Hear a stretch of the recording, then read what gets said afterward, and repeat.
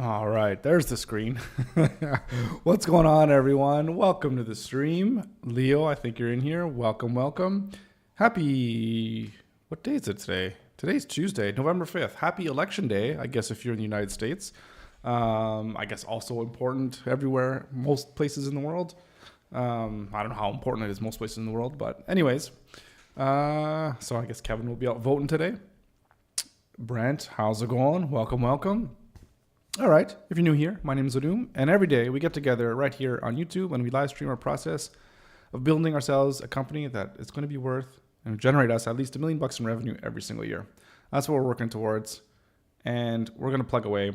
And what we're going to do is we're going to continue on where we left off yesterday, sort of actually. I did a little bit behind the scenes, which I didn't want to do with this because I wanted this to be like a kind of a full walkthrough in a sense, but it was really bothering me yesterday when we were doing the wireframing here, because I mean generally I don't do too much wireframing, to be honest, outside of, again, paper, pencil and paper. So for for president, I might get like a few votes, but not as much needed. What is it to win? What is it called? The popular vote. Yeah. need a few more votes. I mean, I think I don't know if you'd like it, Brent. The first thing I would decree with my new power is no one's allowed to have a MacBook. All work must be done on Windows. Oh, I would never do that. I'd always give people the right to spend their money foolishly if that's what they so choose to do. Anyways, yeah, so I was, what was I doing? Okay, bye. Yeah, so see you later. What is it? Swipe. I guess it could be dating. I've been married for too long, so I don't know any dating apps. It's swipe one of the other ways, or I guess it's swipe up for like the next video or whatever on the stream. Yeah.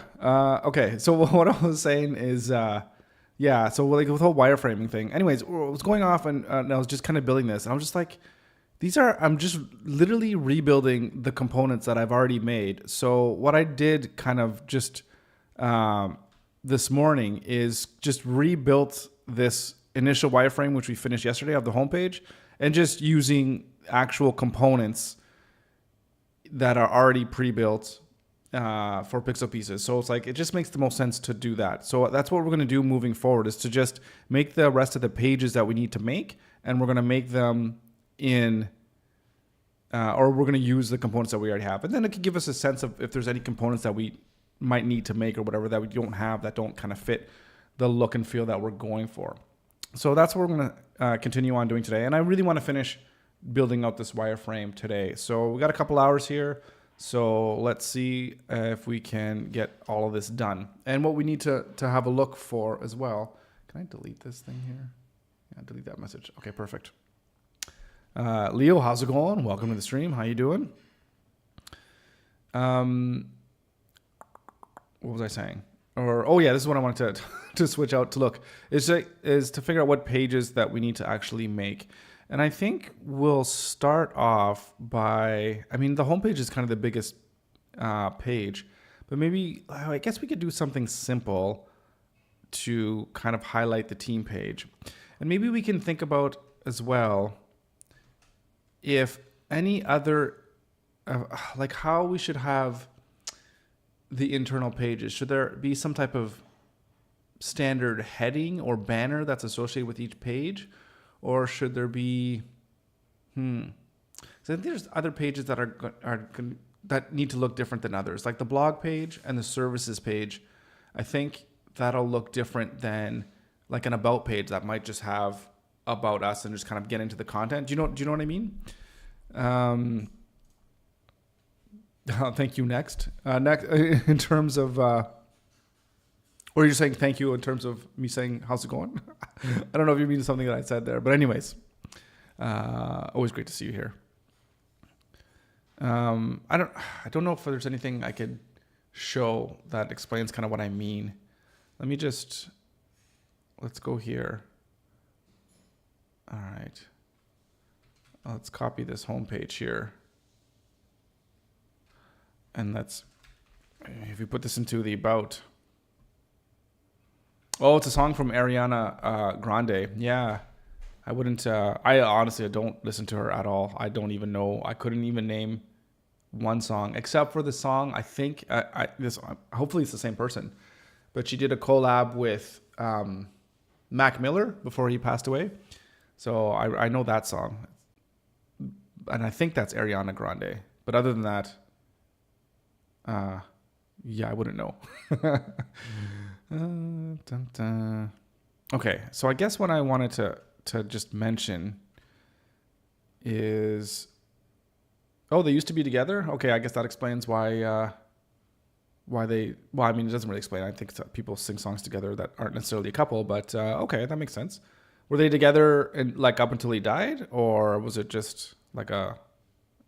Yeah, I don't know. I don't even know why I'm asking. I don't really care, to be honest, in terms of what other people's relationships were. But I guess it's a little celebrity gossip. Speaking of celebrity gossip, there's actually this one channel that I watch. Ended before that, but not sure. There's this one channel that I really like. It's this guy. He's called, or he calls himself whatever, Wings of Pegasus. I think he's got like 500,000 subscribers, maybe more, a little less, or what have you.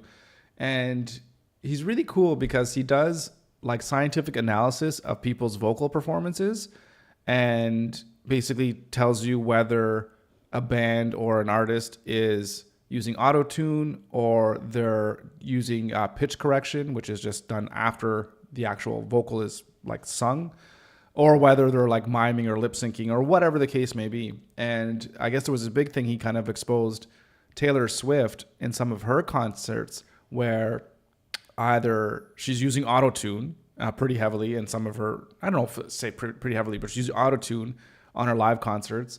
And she's also miming, where she's basically lip syncing her vocals that were recorded, some other time. And yet she's performing as if it's live.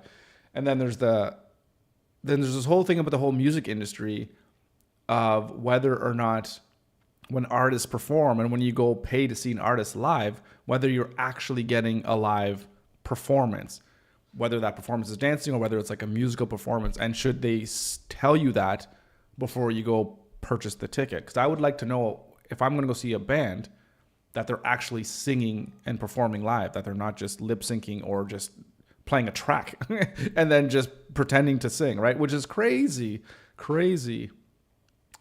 And some people have been using AI as well. Yeah, I mean, the way that technology is and the way that it works now, it's like you can't even believe what you're seeing and hearing with your own eyes and ears, like live. It's crazy. And again, too, not that there's anything wrong with that. I mean, there's nothing wrong inherently, I don't think, with using auto-tune. But to not tell people that you're using auto-tune and to have people think that what you're doing is natural, I think that's where the problem lies. That's where I at least have a problem. And I remember the last concert I went to go see, I was just like I'm pretty sure there's like a rock band. So I'm pretty sure that they weren't using any kind of pre-recording or whatever. But it's like, are they? And it's like, am I hearing the real performance or is this fake? Like, so it's really weird. Yeah, it's a good kind of point. Another way to think of it. You can believe it, but you can't really trust it. Yeah. It still amazes me that my dad, for example, just older people in general, rarely can tell if it's AI or not. So I think that's a really good point. And what I would say to this is I think it depends too on what it is that AI is doing, right? Like, are you talking about something that you just hear or something that you see or like a combination of both? Because AI is it's still pretty clear, I'll say now, to tell whether an image is AI generated or not. Same thing with video, but it's getting very difficult to hear whether music that is generated is AI or not. That takes a little bit more of I think if you're younger, it's a little bit easier to hear that because of how your ears kind of lose just different ranges, I guess, as you get older. So yeah, you're talking about imagery wise. Yeah. So like music is a thing too. There's these music things, just like we have here for our tools for, hey, generate me a website and just create that for you. There's the same AI tools to actually generate you a song and say like, hey, give me a song of, country music where it's a female singer and there's backup vocals singing in the style of Aretha Franklin talking about how much she misses, whatever, this boyfriend of whatever 10 years, blah, blah, blah. And then it'll come up with a song, like a full blown song that you can like, I don't know what you do with a full blown song. Like put it on your YouTube channel, whatever the case may be. It's insane. It's insane. Was at a business conference not too long ago and their flyers were made with AI and my dad couldn't tell. Yeah. So yeah, I think it's because maybe because for us too, we're like in the industry and we're kind of seeing it like on a day-to-day basis and we kind of get used for how it's going. But I mean, there's going to be a time where you and I, we're not going to be able to tell whether something's AI or not. And I think that's going to happen sooner rather than later, to be honest. Like it's crazy. Yeah, it is insane. Leo, I saw a video on YouTube of an old woman seeing a clip from a modern game that looked super realistic and she thought it was real. Yeah, well, absolutely. Even some of those cutscenes on like animation, I guess it's just like animation. They look like super hyper realistic. It's crazy. It's crazy. It's like even when you see, I don't know if you ever seen those like real time or those time lapses of people doing, sorry, we're supposed to be doing Figma stuff here. But anyways, you're doing this time series of drawings and it's just paper sketches or pencil sketches and they're drawing and you're like, oh yeah, it's clearly a drawing. And then the time lapses and then there just comes a point where it's just like, that looks real. It looks like a photo. It looks like a photoreal kind of thing. And that's just a human doing it. So like a machine, like it's going to get to that point where it's just, yeah, it's just going to look real. I do pay much attention to detail, so there might be people from my age who couldn't tell as well. Yeah, exactly. Yeah. So because I bet, think of a field that you don't know anything about or that you rarely, you just don't think about, and you're just shown an image or an audio clip or a video, and they'll be like, is that real? You're like, yeah, of course it's real. You will have no frame of reference to know what's real or what's not. So I think that's a really good point. When you say AI, it sounds like AR. Oh, sorry, AI. Maybe it's my Canadian accent. I don't know. Sorry about that. Oh, geez. Knocking my mic on this bottle every time.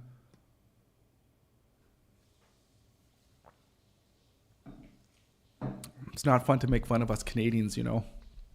We do the best that can. We do the best that we can up here when it's cold.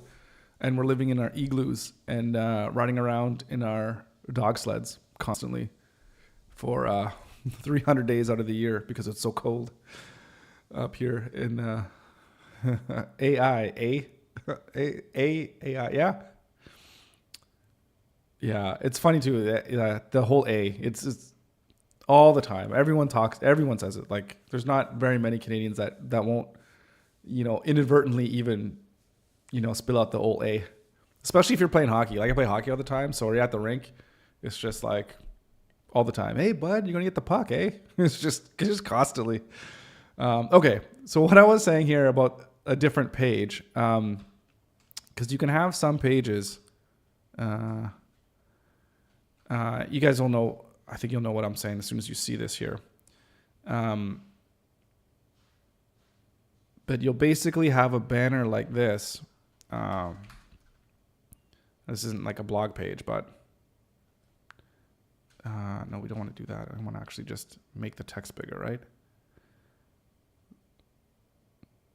Right, so, or whatever, it's centered, but I think you guys get the point, right? Like, there'll just be some generic banner that shows you what page you're on, and then it's blog, news, pricing. It's just kind of there, right? So I don't know if we should... yeah, we're Canucks. We're crazy. Yeah, I don't know if we should do something like that or if each page should be maybe a little bit more unique. Because again, the services page, I think we should have almost its own little hero section in the services pages. But when you're in like the blog and pricing or even just like about, right? You don't want to have this big about section in the call to action or whatever, right? It's just kind of what the page is all about. So I think we'll kind of decide what we should do with that. Actually, we're on the about page now, so maybe we can kind of think about it a little bit here. again, not design wise, but just like information architecture wise, right? Which is kind of the point of these wireframes. Leo, am I a fan of any specific sport? Yeah, like I'm a huge hockey fan, and sadly, I'm a Montreal Canadiens fan. So, which is annoying because they don't win. Although they were in the finals a couple years, 3 years ago now, to 2021 finals, I think. So that was a thing. So, but yeah, huge hockey fan. Other than that, I'll watch baseball when Toronto Blue Jays are doing well. They didn't do well this year. They didn't even make the playoffs. So, but I'll, baseball every once in a while. Football, I'm not a football fan, unfortunately. Not that I have any issues with the game, just not really a football fan. I played a lot of badminton when I was a kid growing up, so I got pretty good at it. So that I love badminton. I'll watch any sports, like watching the Olympics. Although I didn't watch this year, or did I see some? I can't remember now if I saw some of the stuff. Obviously, look in the highlights or whatever. But I used to love watching the Olympics. This is amazing watching the Olympics. All those athletes doing amazing stuff. I love sports. I love every sports. Obviously, I do some jiu-jitsu and Muay Thai, so that's always fun. Watching some of those fights are really kind of cool. So yeah, I love sports, but in terms of time, it's really I'll only spend any time really looking at hockey. Kevin, how's it going? Welcome. I was just saying at the beginning, you're probably busy voting today. No pressure, but be sure to vote for the good guys, not the bad guys, whoever that might be. F1 watchers? Yeah, no racing. My brother-in-law is huge into racing, but he's a NASCAR guy, and my father-in-law as well too. So they love NASCAR. So no F1. I don't know if that's more of a European thing, or even American, but I don't know very many guys that are legit into like F1. Yeah, not too many people. Like even my brother-in-law, I think it's just NASCAR stuff. And I'm like, oh, it's great. If you ever need to learn how to turn left, then I guess you can go be NASCAR. Because even F1, at least they're doing cool stuff. I like F1 more than I like NASCAR. Yeah, exactly. Like NASCAR is just American. Yeah, they're just going around in circles, round and round. Don't get me wrong. Like to drive those cars, F1 or NASCAR, I mean, you have to be super top athlete to handle all those G-forces and all that stuff. But oh my goodness. Kevin is F1. Went to an Austin race. Nice, awesome. Right on. I think being there would be so much different. Like being at what is that? What is the big one there in? I don't know what it was in Ironman 2. What city is it in? There's the big F1 race. It's like in Italy somewhere. Anyways, I don't know. Oh my God, it's killing me. It's in Ironman 2. Monaco. Yeah, that's it. That's the one. Yeah, like I feel like it'd be really cool to be there. Sorry, Brent. Kevin beat you that. But yeah, I feel like to be there would just be something just like amazing. And just hearing those cars go by, like, oh yeah, that'd be amazing. Yeah, then I turned myself into a car guy. That being said, I don't know anything about cars. I wish I did know about cars. And I know, Leo, I know you have some Lego cars. I wish I knew more about cars as much as I do about computers. But that being said, watching a movie like Gone in 60 Seconds, I love that movie. It's so awesome. And I love seeing the cars. It kind of makes you want to be a car thief. But looking at those really fancy cars, like I would love to have a garage filled with just like awesome cars. Even though I'm not a car guy at all. Oh, so you voted last week? Oh, that's good. I imagine it's nicer to just vote early just to get it over with. You have to, like, I can't wrap my head around this in America because I feel like America is like the only place that does this, that you can vote like without showing your ID. Like it makes it defies logic to me because the whole point of living in a country is to be a citizen of that country. And as a citizen of that country, you have a say into what the country is actually going to do. That's the whole point of having elections. But the fact that I guess it's different by state too. You could just have people go in and vote and like, who are you? I don't know. Doesn't matter. Go ahead. You're voting. It's, I don't know. It doesn't make any sense to me. Anyways, other than that, yeah, bucket list item, for sure. Going to Monaco. I would imagine it is expensive. Okay. You know what we got to do? Once we start making our millions of dollars here, like, I guess there's 4 of us here talking about cars. We get to, okay, like you guys gonna have to hold me to this. But once we get to the point where we got $1 million in the bank, unless it's really expensive, I have no idea how expensive this is to go to Monaco or get tickets. But we'll get tickets, and then we'll go and we'll have like a pixel meetup in Monaco, and we'll watch the race. Yeah, Wazoo makes $1 million, he'll buy us F1 Monaco tickets. Are they expensive? I would imagine, unless they're like $200,000 a piece, and that would be ridiculous. But I assume it might be like a few $1,000s. So I think once we make $1 million, Pixel could afford mine, our illustrious, initial members, tickets to Monaco, which would be awesome. Anyways, now I need to look at how much. I should have checked how much they cost before, but I can't imagine them being that crazy. But then again, I don't know anything about F1. So Brent, how much would tickets be? It wouldn't matter. We'll go. We'll have fun. All right.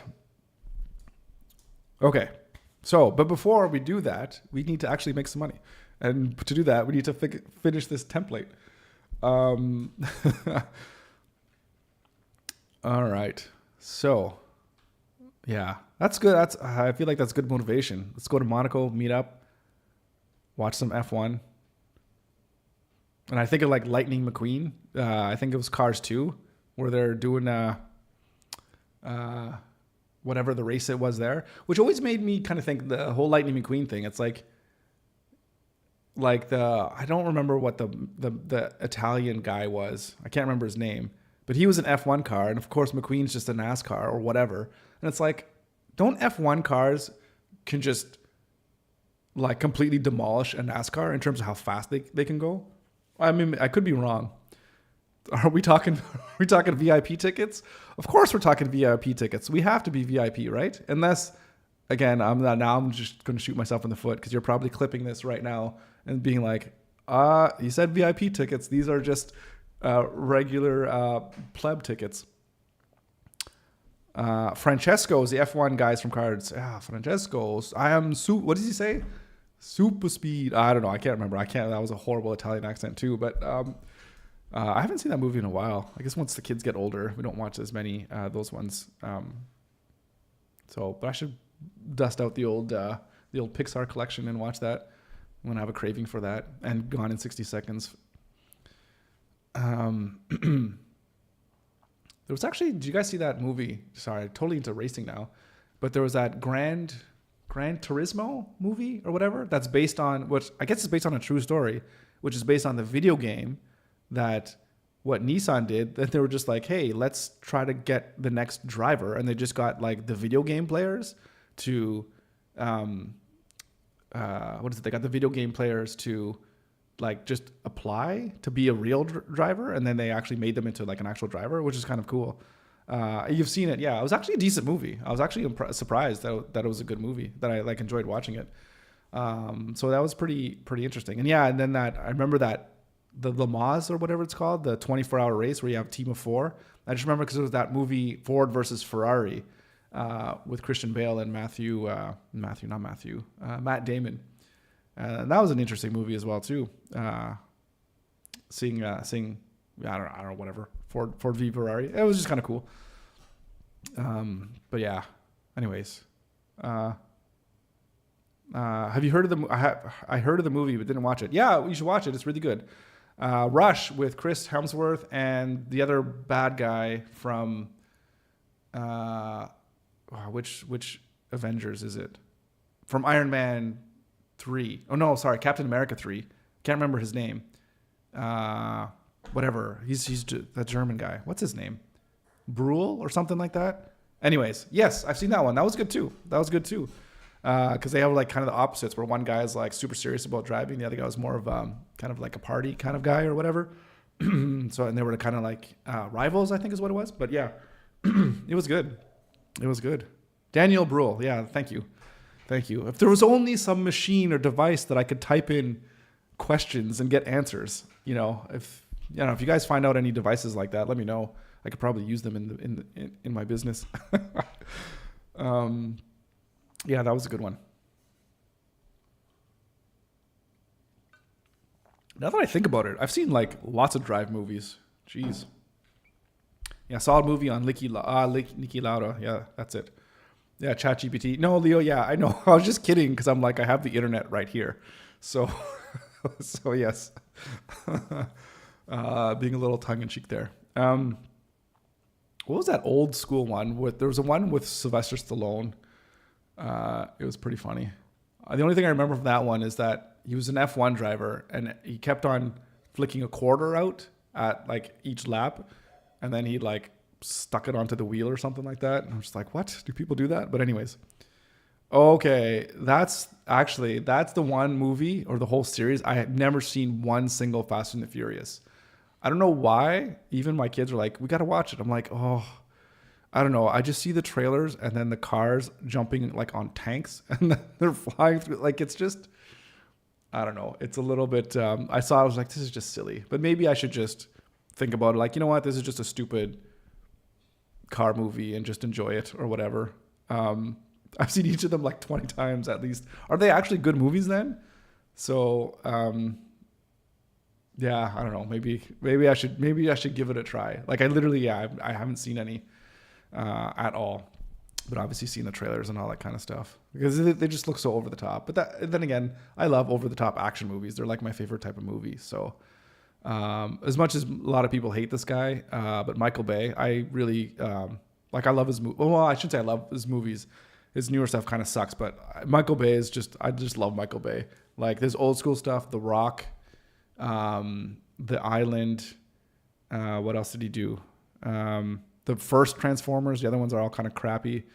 Bad Boys. Love the Bad Boys movies. The Island. I think I mentioned that one. I think there's a few other ones that I can't think of. But I don't know. I love Michael Bay. Just the way he does his action scenes is really, really good. And I love Bad Boys. Except Bad Boys 3 was terrible.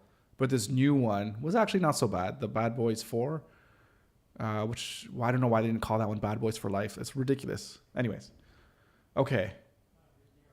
Can we get to work? But that's a thing. You grew up with the franchise. Obviously, way better movies. I mean, it's all a matter of taste. Everything's subjective, right? Like a lot of the movies that win Oscars, I think are just like the worst movies I've ever seen. So, it's whatever your tastes are and whatever you like. There's no objectively bad, except maybe like The Room would be an objectively bad movie. But even then, you watch that, you just laugh because it's so bad. Oh yeah, I've seen that movie. That's a hard movie because I have kids, and then I think when that came out, my kids were even younger as well too. So hard movie to watch, kind of when you have kids, but it was a fantastic movie.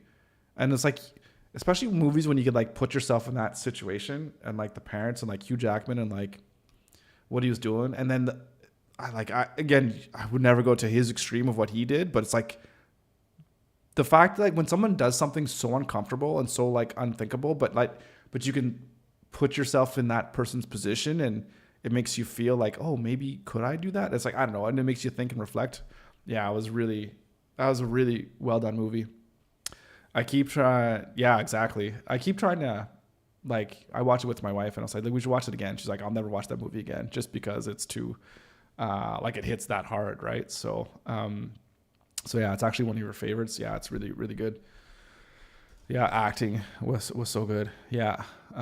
Yeah. Hugh Jackman, he's definitely more than just, like the Logan, the X-Men guys back in the day. Like he's got some good range. He's got some good talent. He's really good. And even that Logan movie, I thought that was a fantastic movie as well, which was supposed to be his last one, but then he did this new Deadpool movie. Anyways, I love movies. We can talk about movies all day, so I don't have to turn this into like a movie stream. Hugh Jackman and Jake Gyllenhaal nailed it. Jake's really good too. If you like that movie, you probably seen this one, and it's with Jake Gyllenhaal, Nightcrawler. So that's a good one. If you liked Prisoners, you'll like Nightcrawler. Well, I can't say you would like it, but yeah, Nightcrawler. That's what I said, isn't it? Yeah, you loved it. Yeah, exactly. Yeah. That was a fantastic movie. And this he was so crazy. But yeah, it was so good. And the way he acted as this guy that was smart, but yet so socially awkward and also just not quite all there and just doing whatever it took to succeed. And then Like, and then the entrepreneurial spirit too was like, oh, that's actually a pretty good idea, but it's horrible. Like, oh my goodness. Yeah, it was really good. Yeah. Anyways, so good. Now I feel like watching movies. We need to have like a Friday after pizza, when it's pizza day. We need to have like a movie night. Uh, watch a movie and eat pizza on Fridays. Anyways, okay, all right. Let's. It's 30 minutes in. Maybe I'll have to put some timestamps or a timestamp or something in the description to know when the actual work starts. You guys are just a bad influence on me. I'm procrastinating now. Although I will say my favorite movie. Actually, I don't know if I could say what my favorite movie is, but my top three movies would be Pulp Fiction, Star Wars: A New Hope, and Gattaca. Shawshank Redemption that's really high up there. I know that one's a little cliche because it's like number one on IMDb, but it's so good. Yeah, Tarantino. If I know any similar, yeah, I'll think of it. 'Cause I've seen quite a few movies. Um, Pulp Fiction. Yeah, it's definitely. I think the way I saw it as well too. When I was probably too young to see it. But it was so good. I had such a good time, and the whole experience you have, I think, with when you watch the movie, it brings back those memories and those thoughts, and that can make it jump, higher or lower up your ranking. But yeah, Tarantino is my favorite director by far. He's so good. Even his stuff that's not the greatest, like his worst is still like amazing. is what I'm trying to say. Okay, about page. So yeah, so let's go here. So these are basically all the components that we have that we made, and I think we could look at it through here, but we could also look at it through here, um, just to kind of peruse all of the components. Might be actually a little bit easier to see things here. Uh, I think we need a movie talk episode one day. I mean, that would be really cool. I always think of all the different things that I've interested in making different streams or videos or businesses about that. But yeah, if Rolando was here, he's gonna slap us silly. So you got to keep me on point because there's always the shiny new object. We're now, yeah, screw Figma and Webflow. We are now the I don't know, the movie guys, the popcorn crew. I don't know. Those are bad. But I love talking about movies. I love watching movies. Maybe it's because I've just always been so poor, especially as a student, just so poor, not doing anything other than being able to afford a movie. Back when it was you could go to the movie theater and it was $2 a ticket. So those were the days, and you'd go and see like 2 movies a night, and it'd be like super cheap. And then you just sneak in your own food because the popcorn cost like $20. And like popcorn, a drink, and a candy, it's like $30. Like, it's insane. Like, get out of here with that. Anyways, but yeah. Yeah, $2 movies. Oh, those were fantastic. I think even some places were like $1. You just go in for $1 and just go watch a movie. It was classic, like older theaters. Oh, it was great.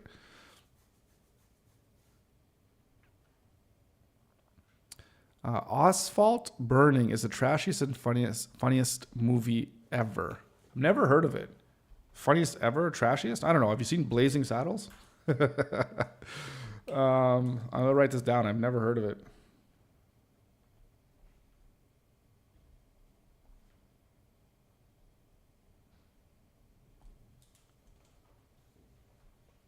Ever, yeah.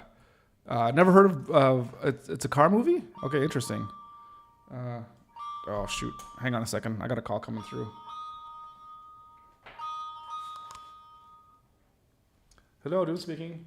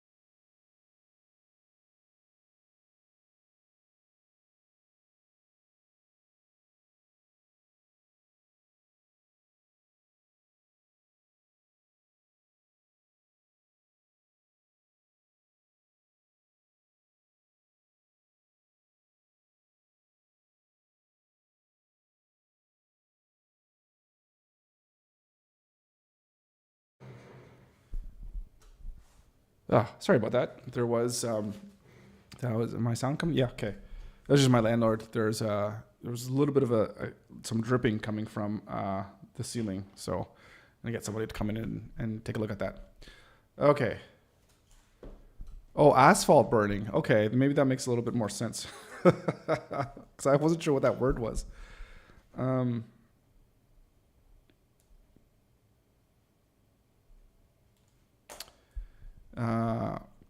Right. Yeah, never heard of Blazing Saddles. Yeah, we'll just type it in. And take a look at it. It's a funny movie. If you're okay with crude humor and yeah, I don't know, anyways, just have a look. I'm not gonna say racist. Yeah, I mean, it is pretty racist. There's people in that are really, really racist. I think it's anyways, you just have to see it. And for me, I very thick skin. I'll laugh at anything. And that movie, yeah, it's a classic. It's not a movie that definitely would get made today, but it's funny. Hello. On the other side, we have bad news. You have taken down your website because you spelled pixel incorrectly. Yeah. Yeah, that's real bad news. I was actually really thinking about that. And I feel, yeah, I don't know how important it is because anyways, if you're just typing in in here, right? If I go type in pixel media, oh no, sorry. I don't want to type it like this. Or even if I just type in pixel, right? With the double I. Okay, it comes up here first, but I don't know if that's because it knows me. Hang on. Let me try that again. So if I type in pixel, am I ranked number 1 for pixel right now on Google? Well, that would be interesting. I haven't even checked. Okay. But as an example, say my thing didn't show up the first thing, and then it just said, it goes, do you mean pixel? Is that a problem? I don't know if that's a problem. But that's cool, though. I never even noticed this. I'm showing up. Can you guys give this a quick check? If you just type in pixel, does my site come in first? That would be really cool, because I remember there's all these other Pixel and all these other design studios that were kind of showing up. So it'd be really kind of cool to see. Anyways.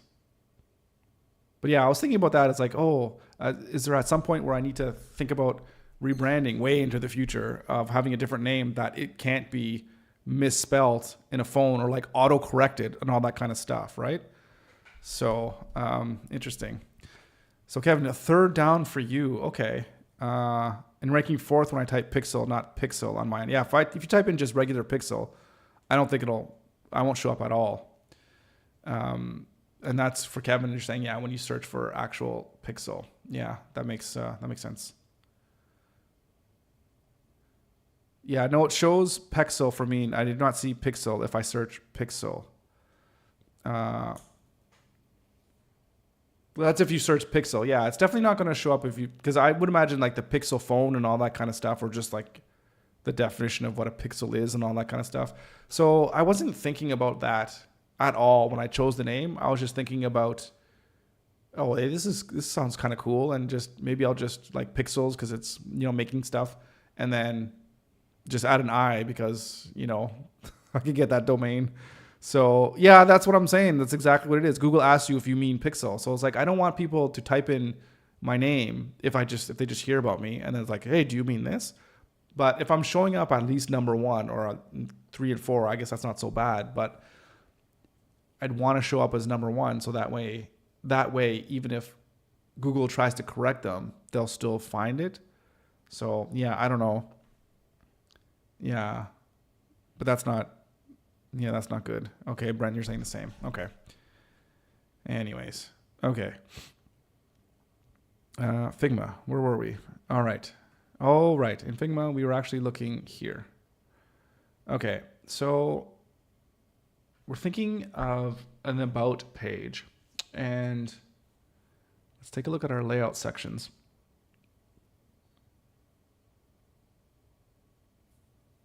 And I think for this one,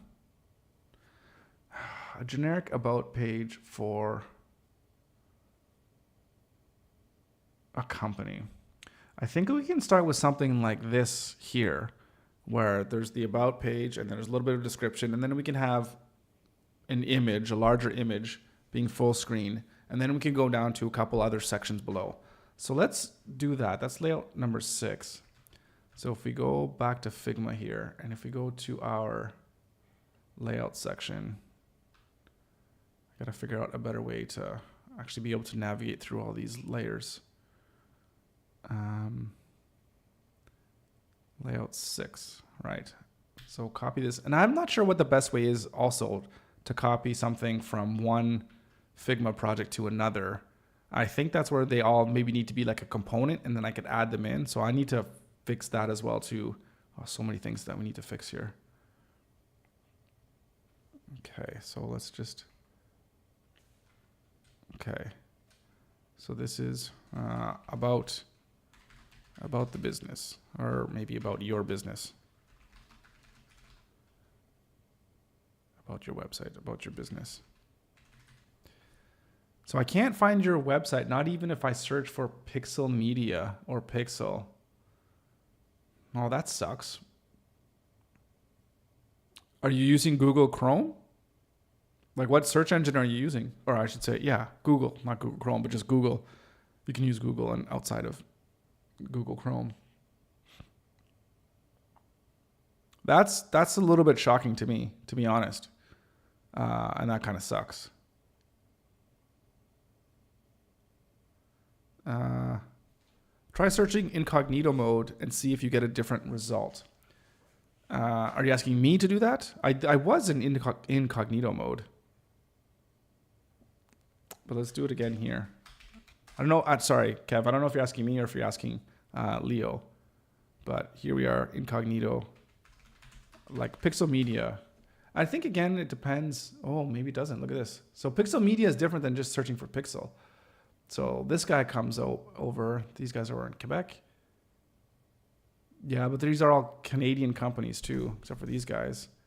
Pixel Media, that's not me. Yeah, it doesn't come up at all. Interesting. Very interesting. Page 2. Page 3. Oh yeah, this is that's not good at all. Well, I guess I don't really say Pixel Media. I just call it Pixel. I think Pixel Media is what the name of the corporation's called. Okay. Oh, I spelt it wrong. Hang on. This is my bad. See, even I'm spelling my own damn company's name wrong. Like, that doesn't make any sense. Or no, here's the problem. So it says showing results for Pixel Media, but it says search instead for this. So this is where it kind of bothers me. It's going to show people the results of not the thing that they search for. So a person's going to have to deliberately say, no, I want this. And then when you do that, then we show up number 1, at least here, and then Pixel Pieces. So that's frustrating. So that's not good. Yeah, then we come up number 1, and then Pixel Pieces also comes up number 2, which is good. But if we just go with Pixel themselves, yeah, it says, did you mean Pixel? But it doesn't say showing you results for Pixel instead. So that's interesting. I guess you got to be careful with that. Don't be a sad smile.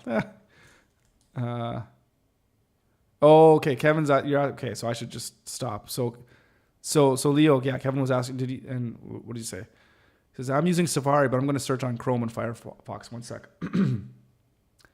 I found you on Google Chrome, way at the bottom on Pixel Pieces. So I guess, again, the question is, I don't think it's so much the browser. It's really what search engine you're using, right? I'm pretty sure that search engine is going to give you the same results, irregardless of your browser. But yeah, I guess the question is, yeah, and that's the other thing I was going to say. Then what about your location? Because obviously here in Halifax, I think it's going to probably, or even in Canada, it's going to put more weight to it here than it is on Pixel overseas, and then vice versa, right? I don't know about that. I guess it would depend on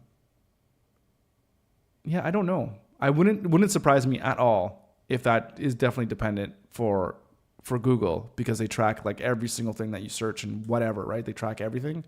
But I don't know if that would work on something like DuckDuckGo or Brave. So I'm not sure if all browsers are like that. But yeah, that's interesting.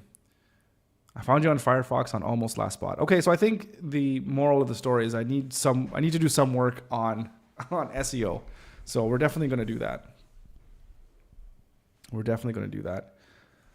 And I really think I'm going to use this template that we're building to help just kind of retool my website as well too. Okay, about the website, we have that. And then I think from there, we just want to go and do a couple of simple content sections. And I think we can even do them that are pretty much like this, right? So can we alt drag? Yeah, we can. So if we have something like this, oops.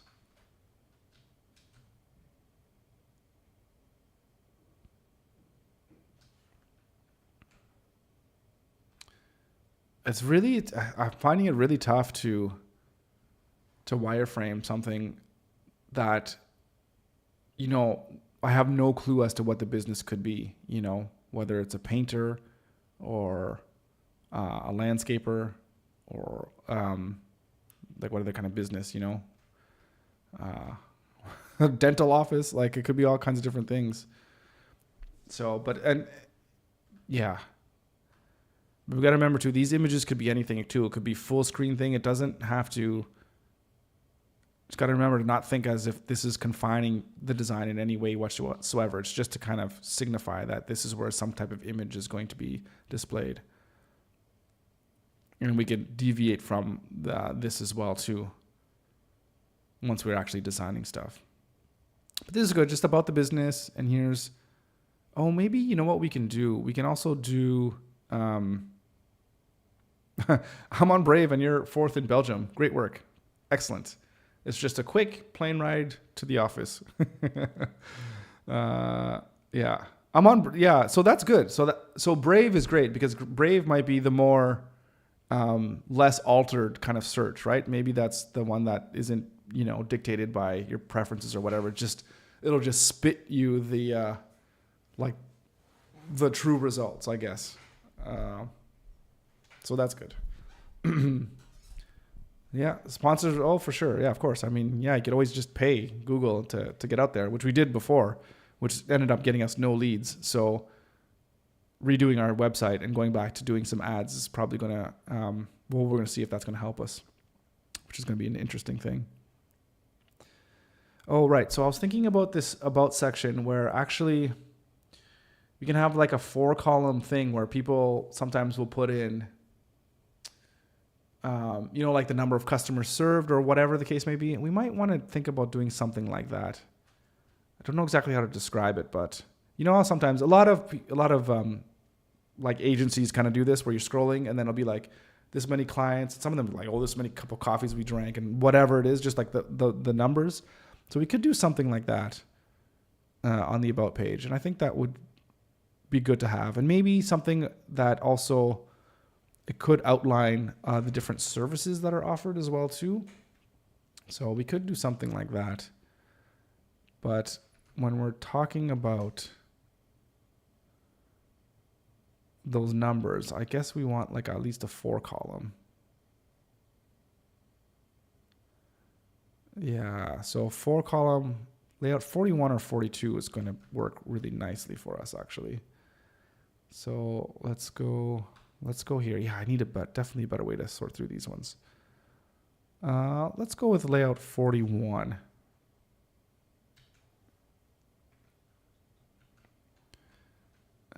Throw that in there. Yeah, and this image could just represent like a big number or whatever. Yeah.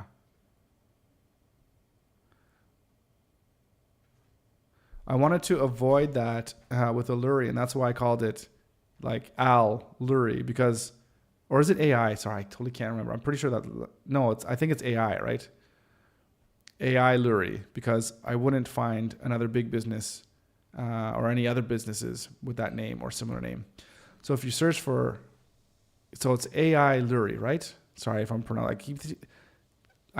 This is one thing that I hate about I's and L's, depending on the actual, like, the font. I get them mixed up. So if you search for AI Lurie, it'll be pretty far. Well, I could do a quick search if you want to see. Let's see. Should I do? Well, yeah. Let's go here. Let's open up. Yeah. I'll just. Oh, see, I already have it in there, but let me just do an actual search for search. So this is a Brave search. So yeah. Not here. Yeah, and this comes up too. ALLURY. So that's interesting. Allure. Yeah.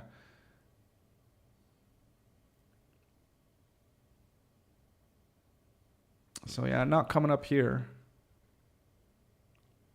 At least on the first 3 pages. It looks like it's all with like this luxury brand kind of stuff. I'm kind of seeing that come through, which is interesting.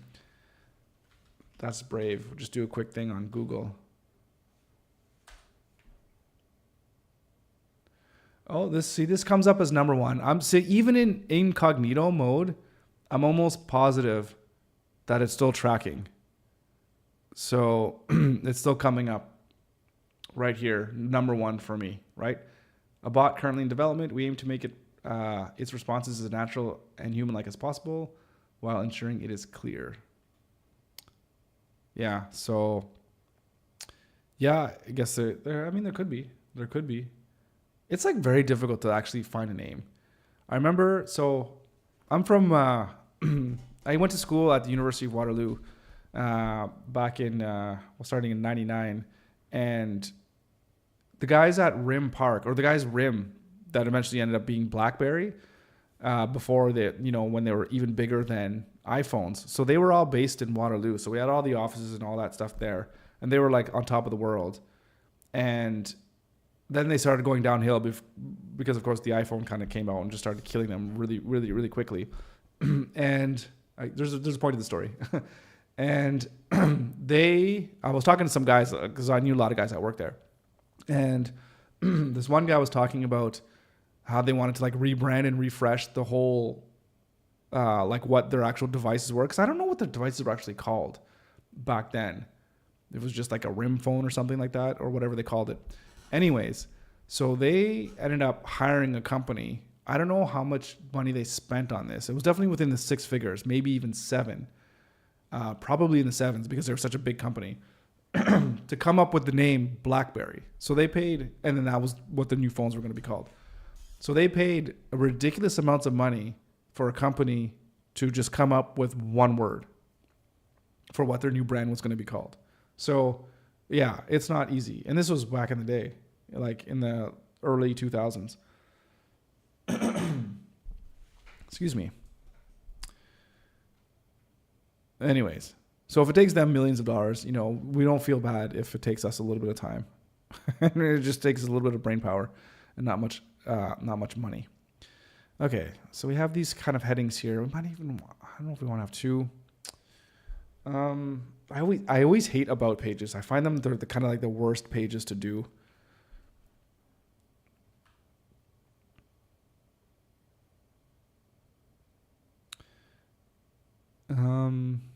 And maybe, again, it depends on the services, but maybe we can put in some options for like different services. And how do we want them to play out?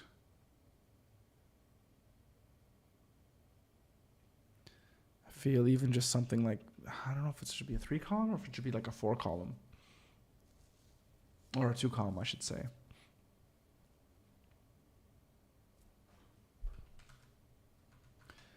I'm just trying to, that's not where I wanted to go.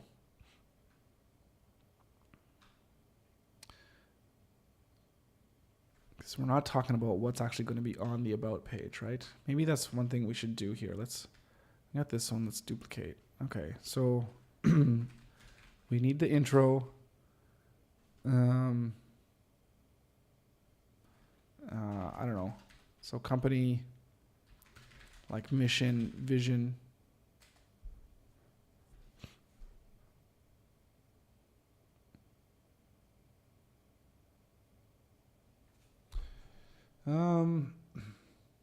I guess we could do kind of like awards or recognition.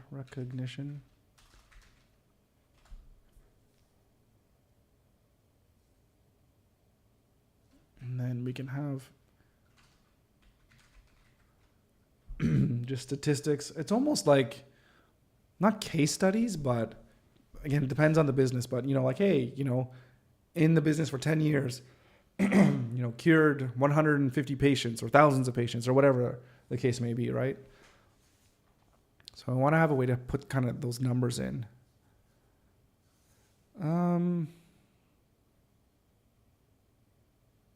Yeah, your mission, your vision. You want people to kind of understand, like, your history.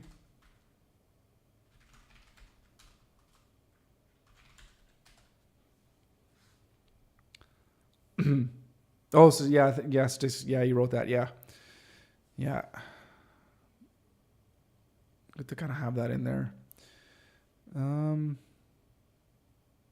Yeah, we don't want. I don't know if it makes sense to have a section for that. Basically, just reiterates like what it is that you do, right? I don't think it makes sense here. Because sometimes you never know what the point of contact of a person is going to be when they hit your website, whether they're kind of coming from the homepage or they're going to come in through somewhere else. So if they're going to come in through somewhere else, think about when they land on an about page. You know, your landscaping business. I'm going to just keep using that one because it's always in my mind when I'm doing this. Your landscaping business, you know, mowing lawns since 2015. A nice picture of a beautiful landscape. And then you scroll down, then you're like, you know, we make sure that your lawn is going to be the most beautiful lawn in the world, blah, blah, blah. And then it could be something about, you know, how we started or whatever. And this is kind of my mission. This is what this is the purpose and this is why I'm doing what I'm doing. And then you have here, oh, you know, we've mowed 10,000 lawns, business for 5 years, this many awards. I don't know, whatever. I don't know what statistics would be in for lawn mowing, but you kind of put some facts about your company and your business here. And then should there be a recap or at least kind of like things that we do? I don't know. I guess it might not hurt. So, because here it talks about solutions. So it's not so much talking services, but it's just like, what is the solution to the problem? And that solution to a problem could be categorized in multiple different services that you offer to provide that solution. So it's not quite here on the homepage. So maybe it might not be bad to put something like that here on the about page. I don't know if I'm wrong. Maybe you guys can kind of let me know here, but I feel like it might work okay. And again, that's something, these components can be removed as well too. If someone gets the template and says, I don't want this, which is fine, they could just remove it, right? So we'll have that, and let's and I think with that we'll go as a generic stop saying generic, but a standard 3-column layout.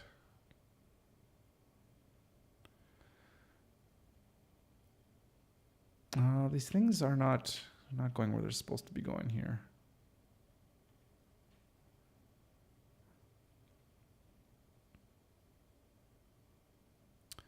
Still trying to figure out Figma.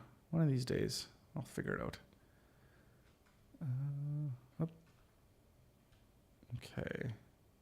You can go to the top. Wait, where's the menu? Menu at the top. This one there. Okay.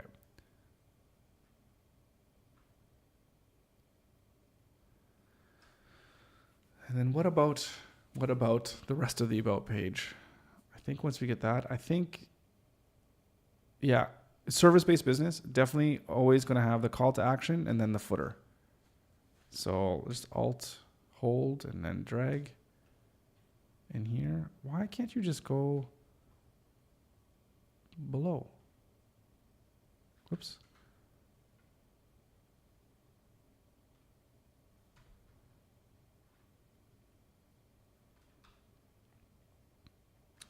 I'm just going to write this down. This is going to be a list of specific services.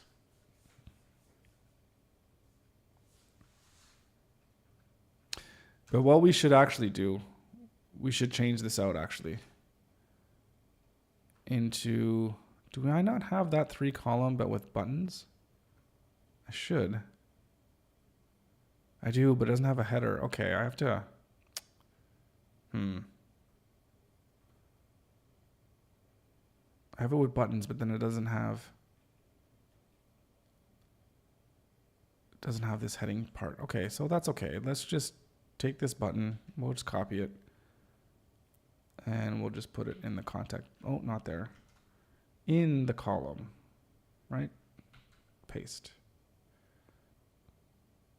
And how do we center it? I think we need to press this button. Yeah, okay. Paste, center, and paste, center. Okay. So this could be, instead of saying get started, I should have done this before. This could be like learn more, right?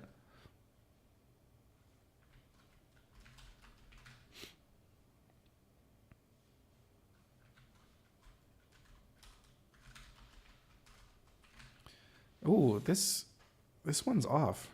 I need to take a look at this one.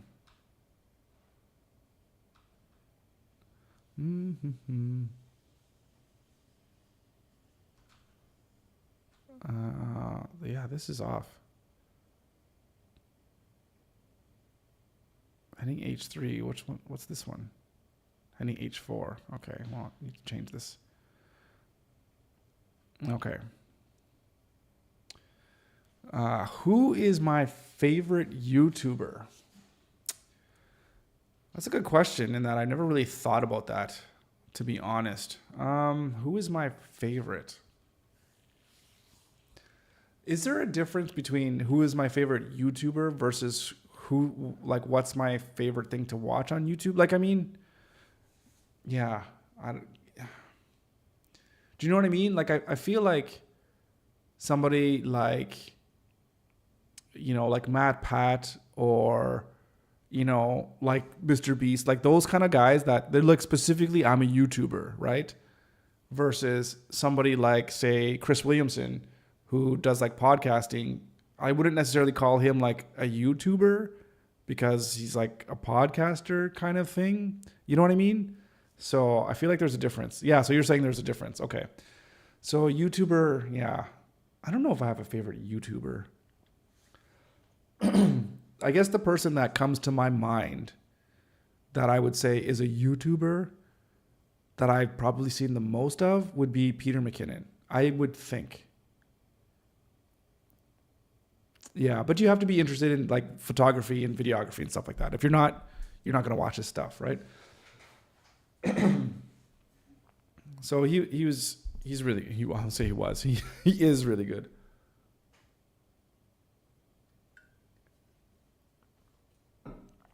But I mean, I don't know, like there's so much great stuff.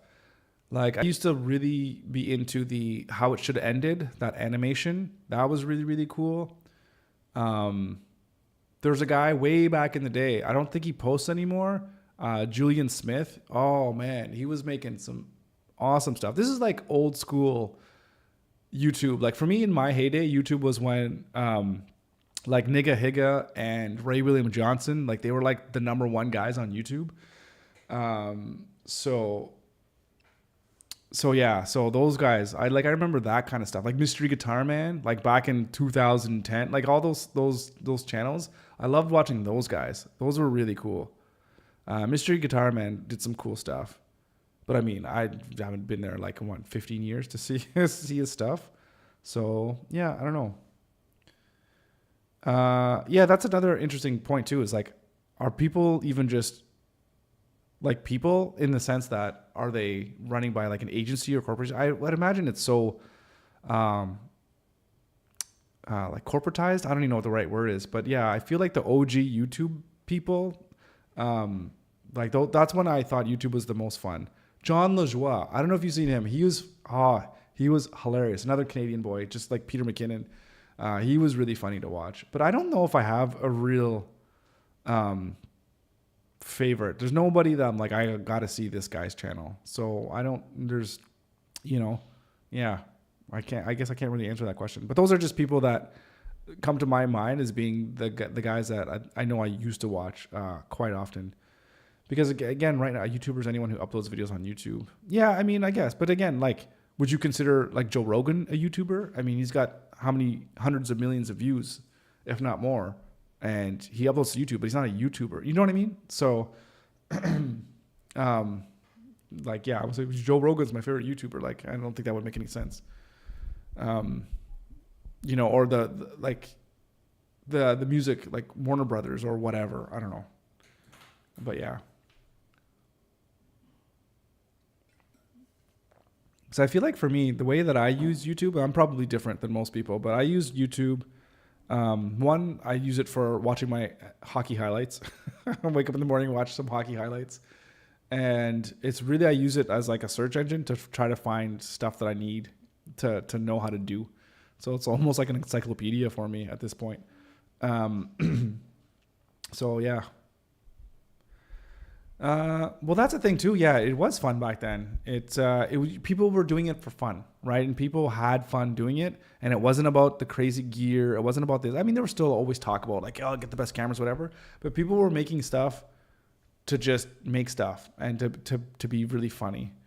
And I love that. And then I look at some of the old videos now. They're like in 480p or whatever, but they're still hilarious. They're still so funny. The old school stuff. So yeah. It's not true that it was more fun back then because you were not a YouTuber back then. I started uploading to YouTube back in 2009. So, yeah, not 2005 or whenever it first came out, but I was uploading YouTube and doing videos since 2009. So it's been a while. So, it wasn't obviously this company, but I've been here for a while.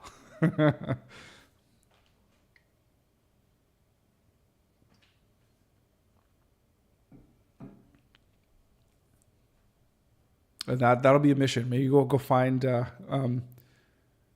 Oh, sorry. Did I not read it? Did I read it wrong? Um, oh, I see what you're saying. Okay, sorry. I read it wrong in terms of saying uh,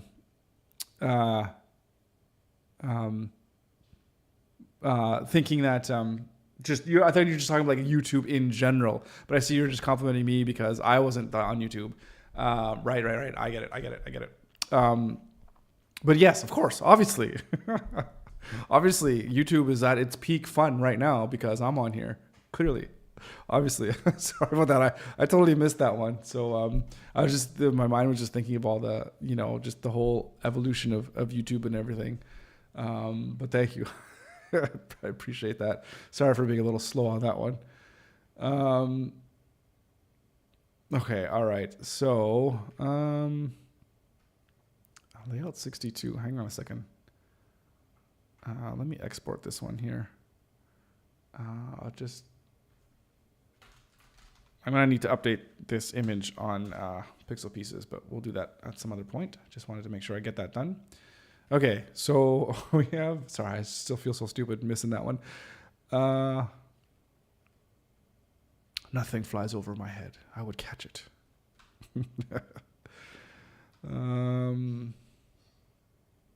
All right.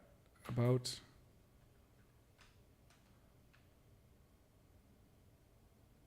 Okay.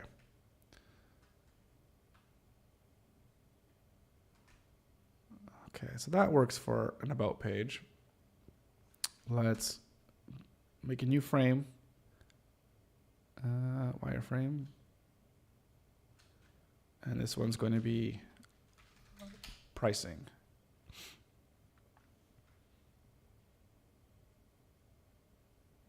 We don't have any pricing on the home page. Yeah. Not sure if we should. All right. Copy this, paste this one on here. We want... why is there a lot of space here? There we go. So I feel like pricing, we can just get into it right away. We don't need to fluff with anything on a pricing page because people just are there to look at the price. So if we just take a look, let's just do it again. A very standard 3-column pricing.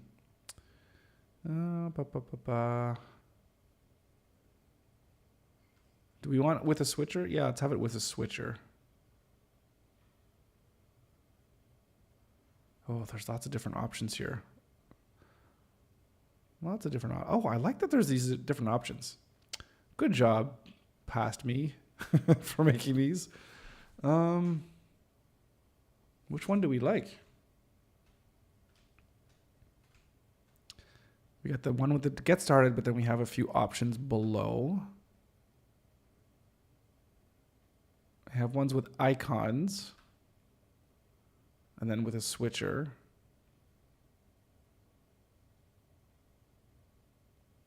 I guess because we're making this as a template, and if we want to maybe have it pop a little bit, I think having icons would work nice. And then I think we can tie that in nicely into a design. Oh, well, I mean, yeah, that is more work to figure out the iconography of everything or to get the right images.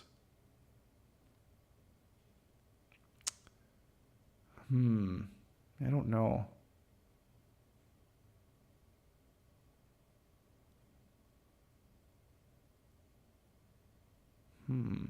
Let me go here and pricing. Let me just,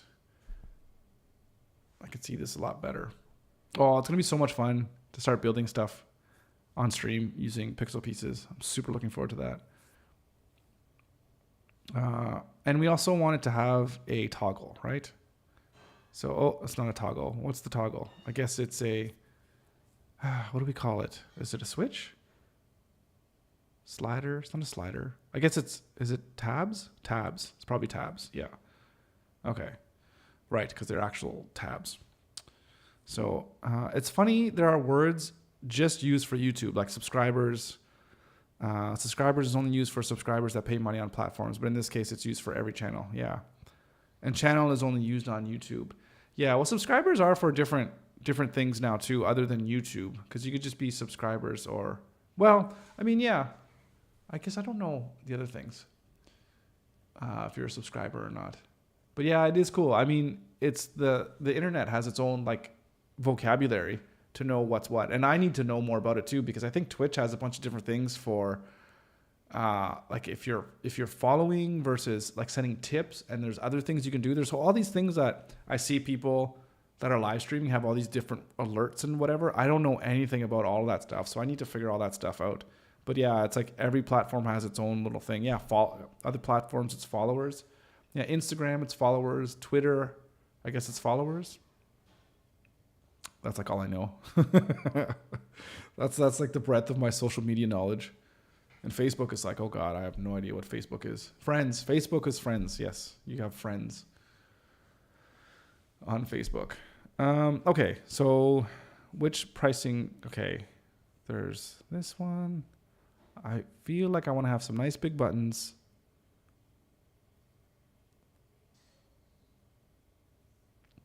Left aligned, center aligned with icons. Ooh, too many choices.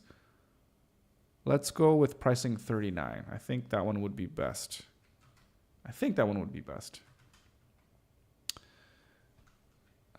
Aviv, how's it going? Welcome to the stream.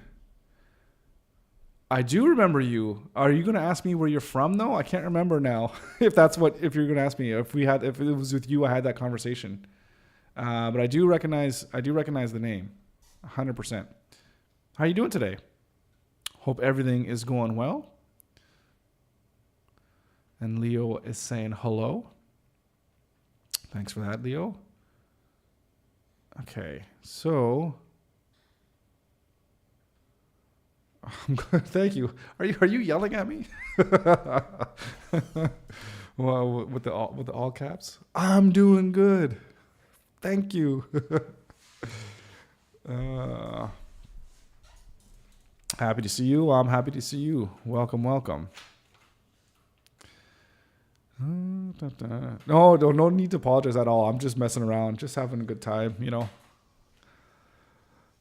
Just having a good time. Didn't mean to. Like I said, don't sweat it. It's just funny. If you can't laugh at things, what can you do, right? Actually, I don't know. Is that a saying? I don't know if that makes any sense. Oops. I didn't want to copy the 48. I wanted to copy this whole pricing page or this part of this layer. Okay. So let's copy and paste. There it goes. Okay. Brett saying, what's up? Leo is another welcome. Cool. Yeah, just on caps. Oh, yeah, it happens. Oh.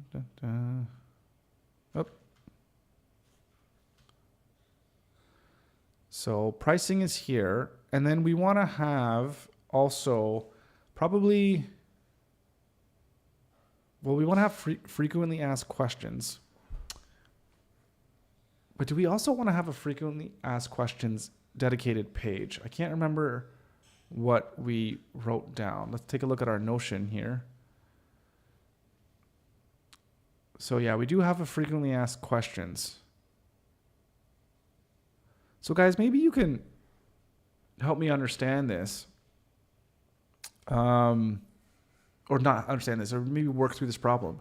If we have a frequently asked questions on a pricing page, do we also need to have it on its own dedicated page? Oh, there's Rolando. I was just asking. I was like, where's Rolando when you need him? No, it is without a dedicated page. So, right. Yeah. So let's just have a quick look here. I'm always going to go back to Shopify here. So, because I think if you go here on the pricing, I'm pretty sure there's FAQs below the pricing here. Let's have a look. So yeah, you got your pricing. Well, you got your features. Okay, whatever. What it gets you, blah, blah, blah. And then yeah, frequently asked questions. So they have it here. And then so Rolando, you're saying it's not going to be in a dedicated page. Right. And I think that makes sense because why you're just duplicating content. So unless, let's see here, do they have a frequently asked page? They have a sitemap. Let's see if they have a sitemap. Let's just see what comes up here.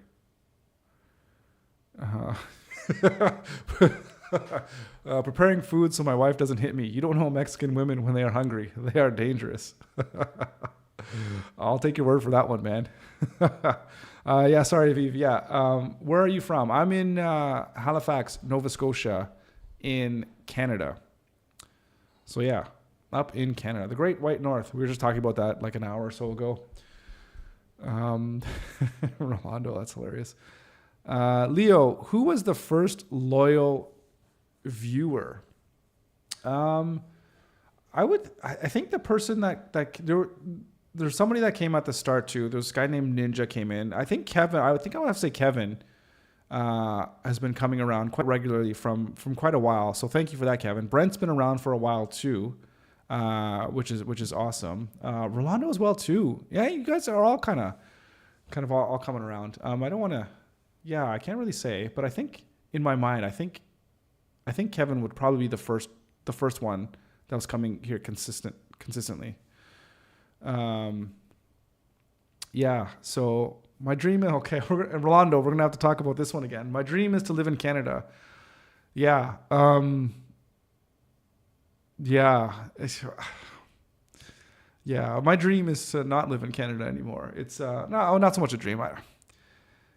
Canada has some problems, especially over the past 10 years. Canada has gone from a really bad place for immigrants, sadly, unless you have a lot of money. If you're rich and you have money, then yeah, Canada's going to be a great place. If you're poor, Canada is going to be a horrible place because things are so out of control expensive. Like Canada's like, just to give you a little bit of a taste, for in Canada, our consumer debt of all Canadians is higher than our GDP of our entire country. So we're in debt more than what we're actually producing as a country.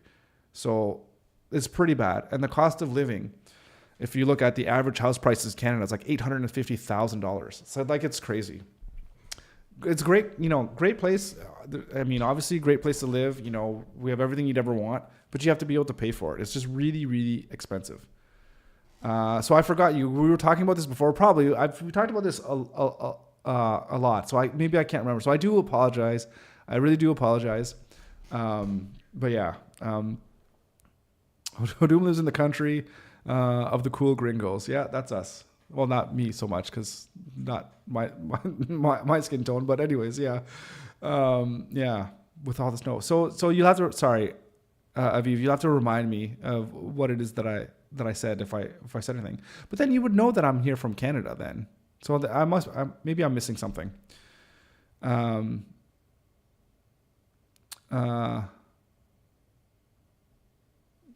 Brent, you were in here day one. Were you maybe more silent then in your commenting? Because yeah, Brent, you and Kevin definitely are the names that ring the most. But that's amazing. Oh yeah, no, yeah, that's right. I think you were here. Sorry. You guys are really straining my memory here. So sorry, I don't want to leave anybody out or forget anything. So my apologies. I'm really sorry. But yeah, so that's awesome. So, but Leo, Aviv, are you new here? And he's was here several months ago. Yeah. That's a good point, Rolando. Like if you're rich and you have money, even Venezuela, any country is a great place to live if you're rich. So the moral of the story is why we're here is we're trying to build businesses to make us rich, right? So let's all be rich and then we don't have to worry about anything. Yeah. Now I came back. So you're just kidding. Okay. So I'm giving out the jokes. I got to be able to take them as well too. So I appreciate that. Yeah. Again, Canada. I'm in Canada. It's we like every country we have their problems. But like if we were talking all seriousness, if like you don't have a lot of money and you want to come here for opportunity, it's not. We're not at the greatest place economically right now. So yeah. I'm not since day one, but been here for quite some time. Oh, definitely. I know you've been here for a long time. That's for sure. But one of the first I started chatting, yeah, I think, yeah, like definitely the names that come to mind, like you, Kevin, Rolando, someone that named Ninja that's not here anymore. Yeah, Sam as well too. Sam's been here for a bit, kind of popping in. There's been a few other guys that kind of pop in, pop out. So, but yeah, no, that's awesome. Regardless, I appreciate each and every one of you. And yeah, the more and more people we're going to have to take to Monaco and to do our $1 million F1 celebration. So that's going to be a good time.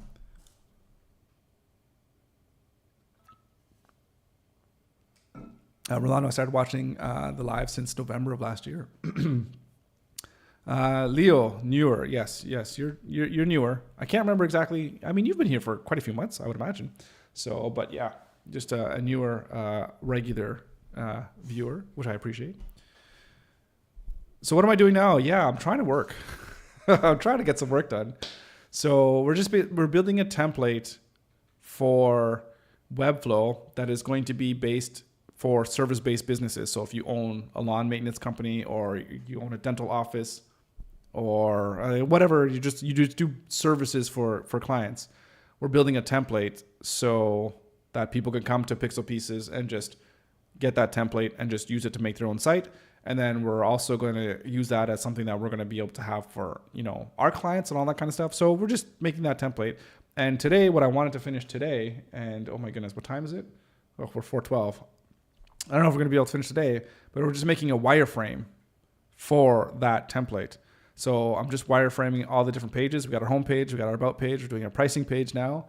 And once we have the wireframe done up and just kind of have a look for what the layout is going to be, then we're going to do a whole new design, and we're going to design this whole template to look super top notch, super professional, super pretty, maybe beautiful, might be a better word.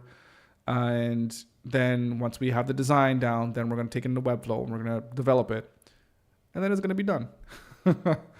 Actually like 100% like building a website. Yeah, we're going to build a website. At the end of the day, it's going to be a fully featured, ready to go website in Webflow. So it's just like a template in Webflow.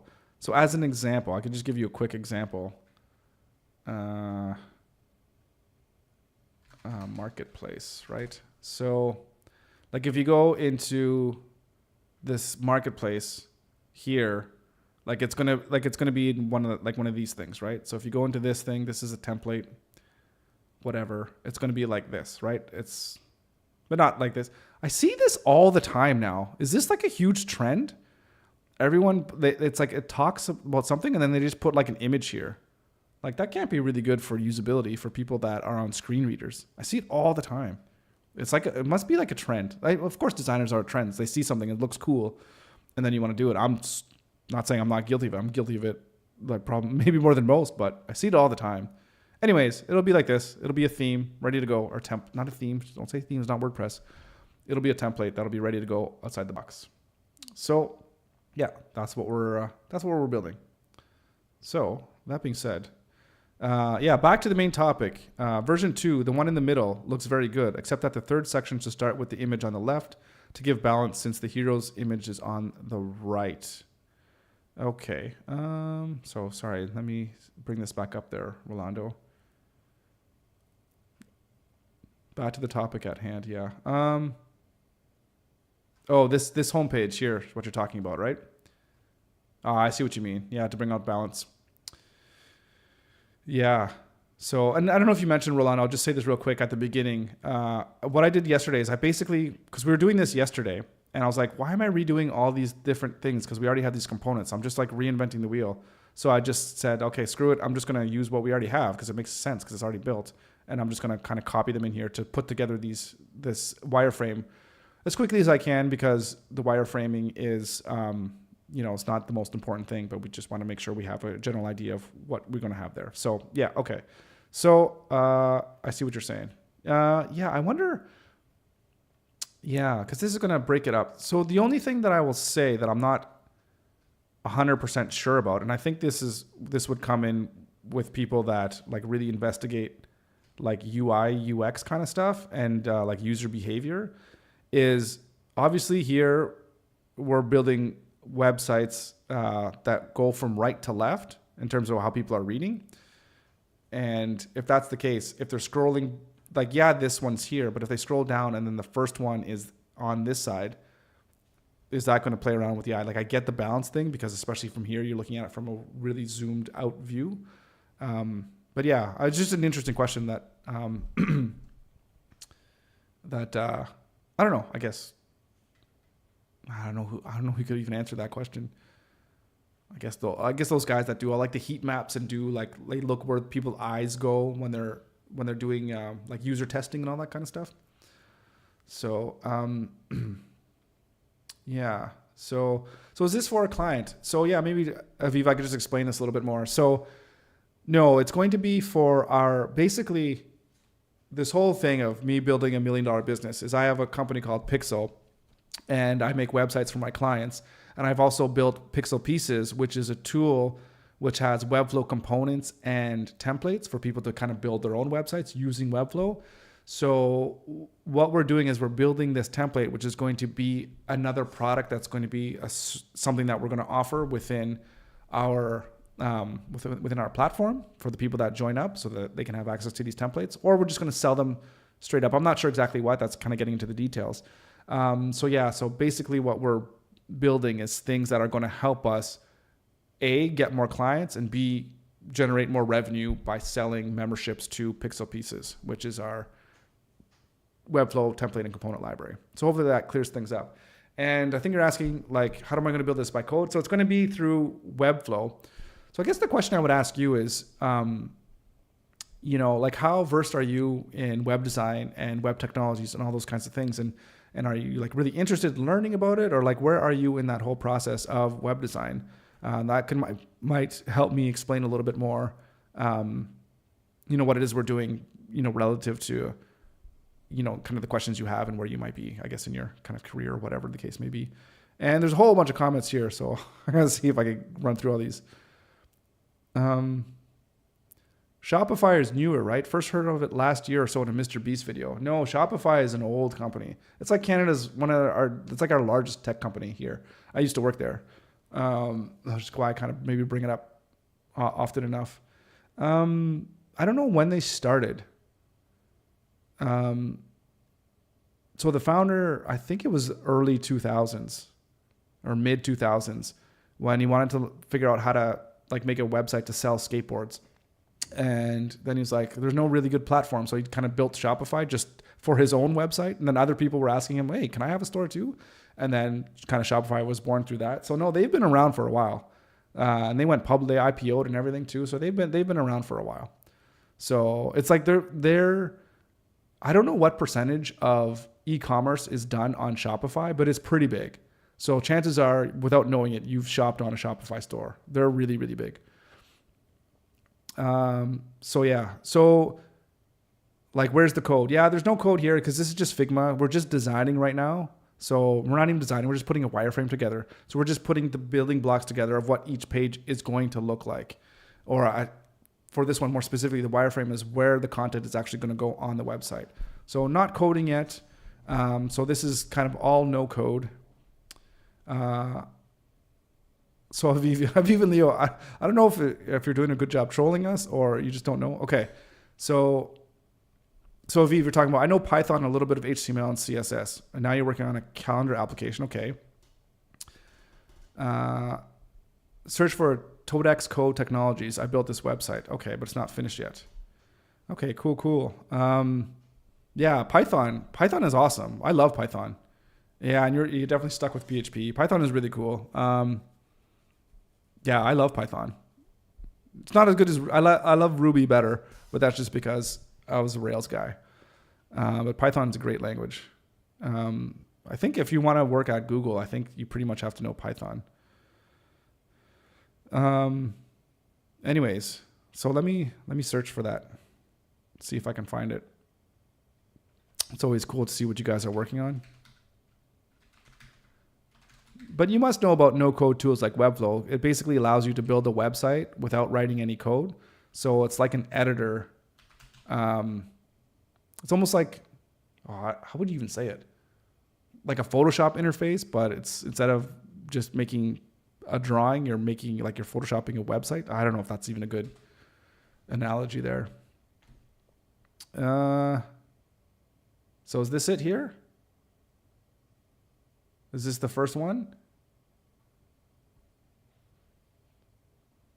Oh, no. I would just say trolling in that if he's just like, we're saying like it's no code and he knows about coding. He's just like, what is that? It's a no code tool? Never heard of it. Where's the code? Like just trolling in that just in that sense. No, this isn't it. So you can't send any links here in YouTube. So you probably just have to maybe type it out. Or maybe like put spaces in between each character or something like that. So I learned Python by a group. That's cool. So Leo, yeah, of course, Leo, you're using JavaScript a lot. Yeah. Yeah. Oh no, not you. I was talking about Aviv potentially trolling, but just again, just tongue in cheek there. But yeah, no, I wasn't thinking that at all. Yeah, sorry, no, it's not gonna get through. So if you, like I said, just type it out maybe with like putting spaces in between each character. Oh no, I know, 100%. 100%. It's all good. All good. Yeah, yeah. Okay, where are we going? But yeah, I guess because if you've never seen this before, like, I'll just open this up real quick. So like this is Webflow right here. And like this is my actual website. And you could just kind of see, this kind of gives you somewhat of like the HTML structure here on the left side. And then on the right side, this is basically doing your CSS. So it's like this side HTML, this side like your CSS, and then your animations as well with that. And then you could just go on to different pages. So like this page here, it's again, it's all done basically. What page is this? I think this is going to be on the components page. So like it's here, right? So it's all built in this visual editor without the need for writing any code. That being said, there is code here because if you're going to need code, you just need code, and that's kind of all put in here. And then there's just like this code just attaches it to the body, right? So depending on the type of application you're building, you're going to have more or less code, but yeah. So that's Webflow. Really cool tool.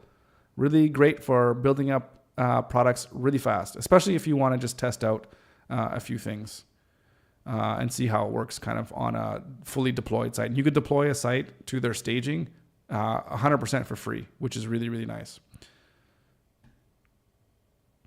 Okay. So we got the pricing, and now we need to get to the frequently asked questions. And where is that going to be? I think that's just going to be under an accordion. So we'll just copy this guy here. And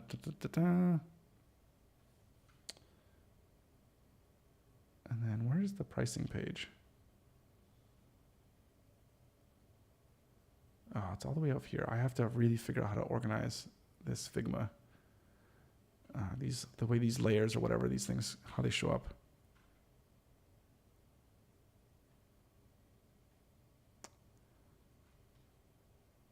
All right, there's the accordion there. Did you get the name of the website? No, I didn't. Nothing came through. No, sorry. Yeah, no, we didn't get the link. So now, Rolando, you're saying no. Okay, no to the frequently asked questions on an individual page. So, well, this is, again, so I'm just going to bring this up, and I'd love to hear your thoughts on this. Where did that site go? Maybe, let's just open up here again. So if we go to Shopify, we go to pricing, and right, they have their FAQs right under their pricing. Because I would imagine, hang on. How would you send? Let me type this up.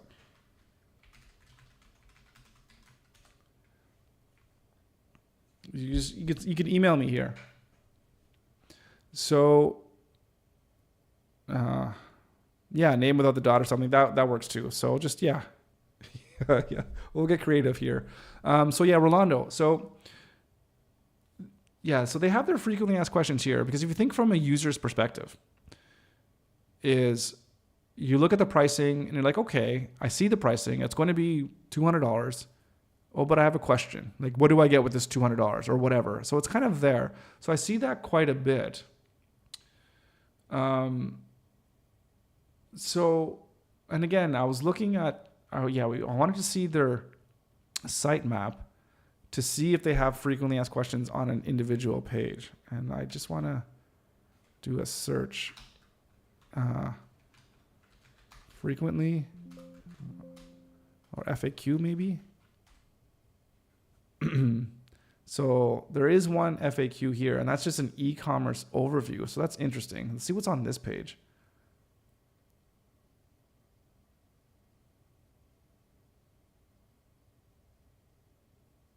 If it loads.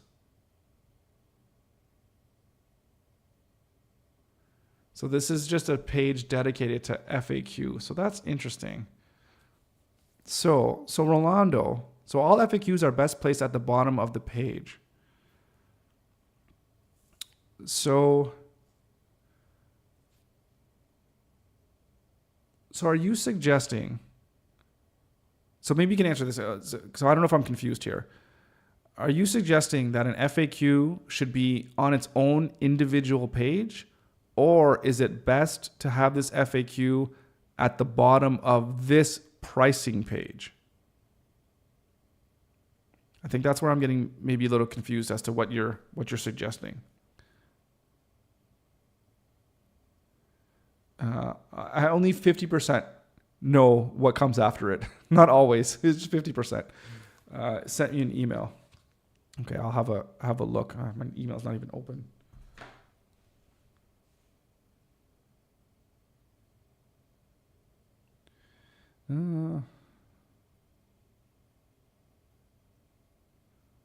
Okay, don't have your individual page. Okay, so sorry, don't have my individual page of FAQ. Sorry, I'm not. Okay, I gotta ask. Here's like yes or no. So I think you mean don't have an individual FAQ, right? So the question would be, should I have an individual FAQ page? Yes or no? And if it's no, then I know it means, yeah, put it at the bottom of this pricing page.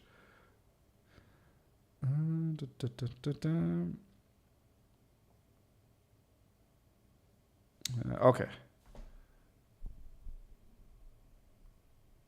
So no, it does not. Kevin's saying no, and Rolando saying no. No, okay. Okay. Stop yelling at me. I got it. Okay. That's what I thought. That's what I was going to do. So that makes sense. That's we're on the same page here. Okay. Let me hang on a second here, guys.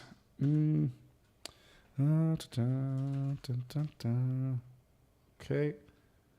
I just didn't want any of my emails to kind of flash on screen. Let's open up this. Okay. Todex Technologies. Unfortunately, I can't read this. Yeah, I can't read. I can say, hey, custom programs. I can read that. Cool. WhatsApp number. Cool. Programs. Custom programs. Contact. It just scrolls you to that page. And then the about page. Cool. Right on. And yeah, this is different because we were talking about this before. Is this reading then? Is this like, this is reading right to left as well too? And I've never done a website like that. Yeah, for sure. Like, what is this? Is this Arabic? I'm not sure. Doesn't look like Arabic. What? Yeah. Can you tell me what language this is? I have to note that the website's not finished yet. Yeah, no problem at all. If you want, I've done this before. If you ever want to have, what language it is doesn't even matter. But if you want to have like any kind of critique, I could go over it and do, it's Hebrew. Okay, cool. If you ever want to have like a design critique, then let me know. Well, your name's Aviv. Of course it's Hebrew. I should have guessed that. Sorry. Oh, God.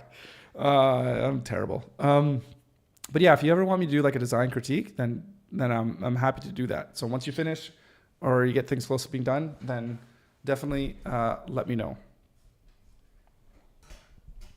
A little too gray in my opinion, and black on gray is hard to read. Sorry, just give my opinion. Also appreciate feedback on my AI Lurie website. Yeah, 100%.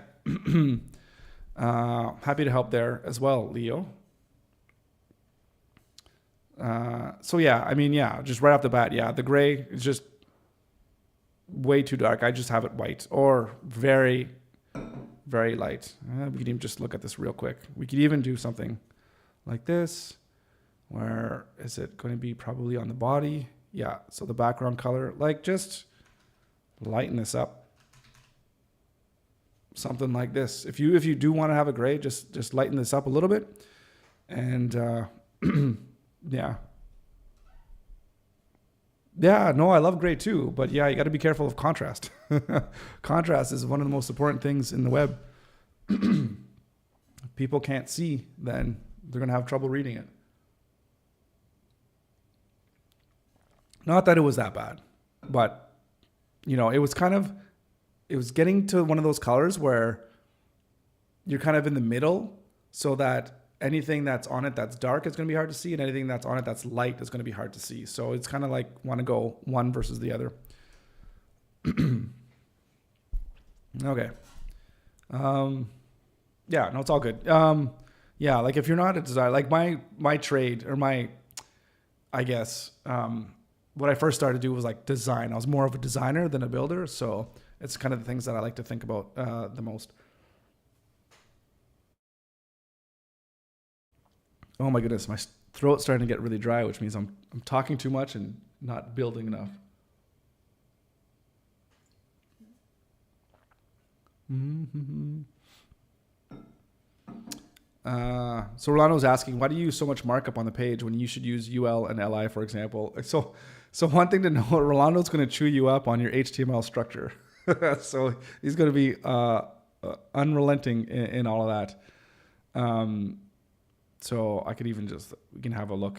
Let me just have a quick look here. Why can't I get into here, into these points? What? Yeah, I wonder, this is a different tool here. Yeah.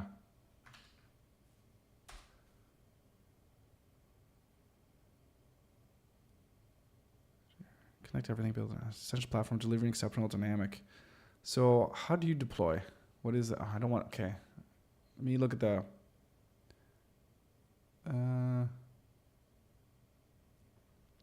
let me just read more about this. Deploy faster.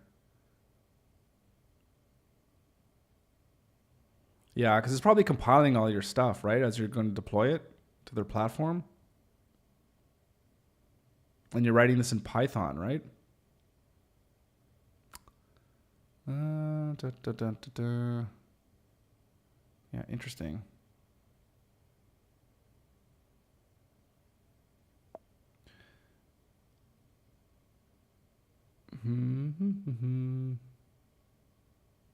Interesting. Never heard of these guys. Interesting stuff. Okay. Anyways, oh my goodness. Blue, white, blue, black. Yeah, I got it. Okay. Good point from Rolando. Need to choose a side of the colors. Yeah, yeah. Yeah, Rolando, by the way, Aviv, yeah, I'm the one who always bothering or doing with HTML syntax. Yeah, it's always great. It's always great to have people to put you on point and put your feet to the fire to make sure you're doing things properly, which is good. More of a developer than a designer. Yep. Yep. Yeah, UL, LI, unordered lists, and list elements. Yeah. The HTML and CSS. Yeah. But it's all strict HTML. So I guess basically what he's saying is, if you just look at HTML5, if you just look at this, no, don't want to go here. Where do we want to go? There was I guess I don't want to go to these documents here, but where would be a good place? Let me look at the specs. No. This place that I used to go to get all the HTML elements. And it was really nice. Maybe it was somebody made a really nice, like a PDF file of it. Whoops. HTML.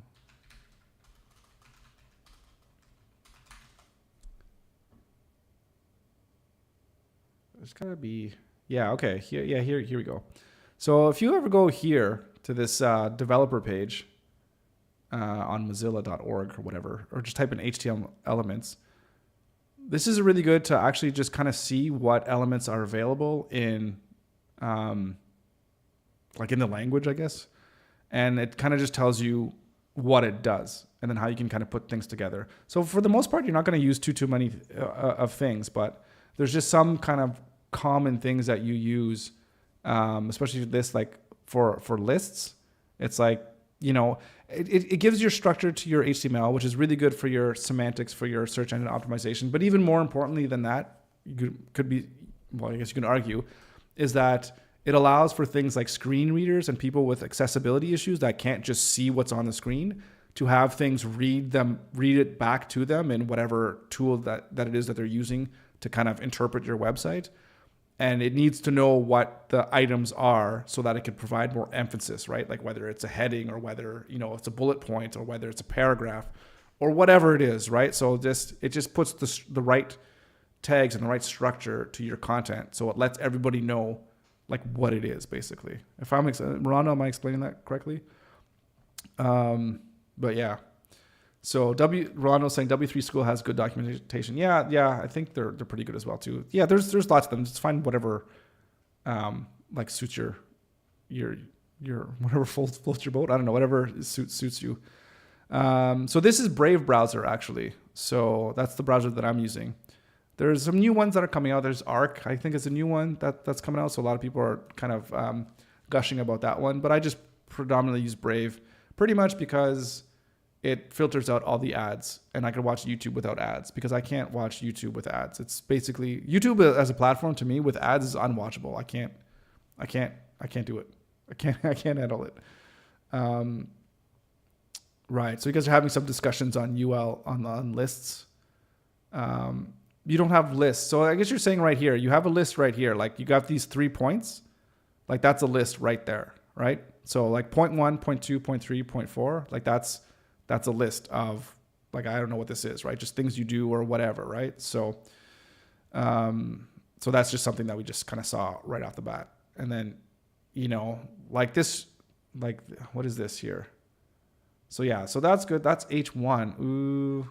So as an example for proper semantics, this has H1 and then you have a second heading here. This is H1 as well. So in terms of hierarchy, an H1 doesn't fall in H1. It should be in H2. And then you get down to here, this should be an H3 heading. It's not to say that you can't have more than one H1 heading in your document, but if you're following things up, you kind of want to stay in a hierarchy. And this should be a heading as well too, an H3 heading. So it's just like that kind of markup as well too. That's to just kind of figure out how things would work. And then this whole section here in between these blue lines or these green lines or what have you, those you might want to make those into different sections. So yeah, and this one is a little bit different too because you have a list like within lists as well too. So you might, yeah, that's that. I'm not sure exactly what semantically would be the right way to go about doing this one. So that would be an interesting kind of use case. Okay, so then yeah, I was wondering about that. So thanks for correcting me. So you should not have more than one H1 on your page. It's wrong syntax. Okay, thank you for correcting me on that because I was saying that I was like, yeah, does it make sense? Because I can't think of any time where I'd have more than one H1. I was just thinking if you literally had 2 sections of hierarchy, but then yeah, it wouldn't be an H1. It would be like an H2 or whatever. That could be your section headings or whatever. So yeah, that makes a lot of sense. So thank you for clarifying that. Perfect. Right. Yeah. So you guys, I was just go through all the comments here. Almost everything on your website is a list. Yeah. So Arc is working on a new browser already, as in like an update to their, what they already released.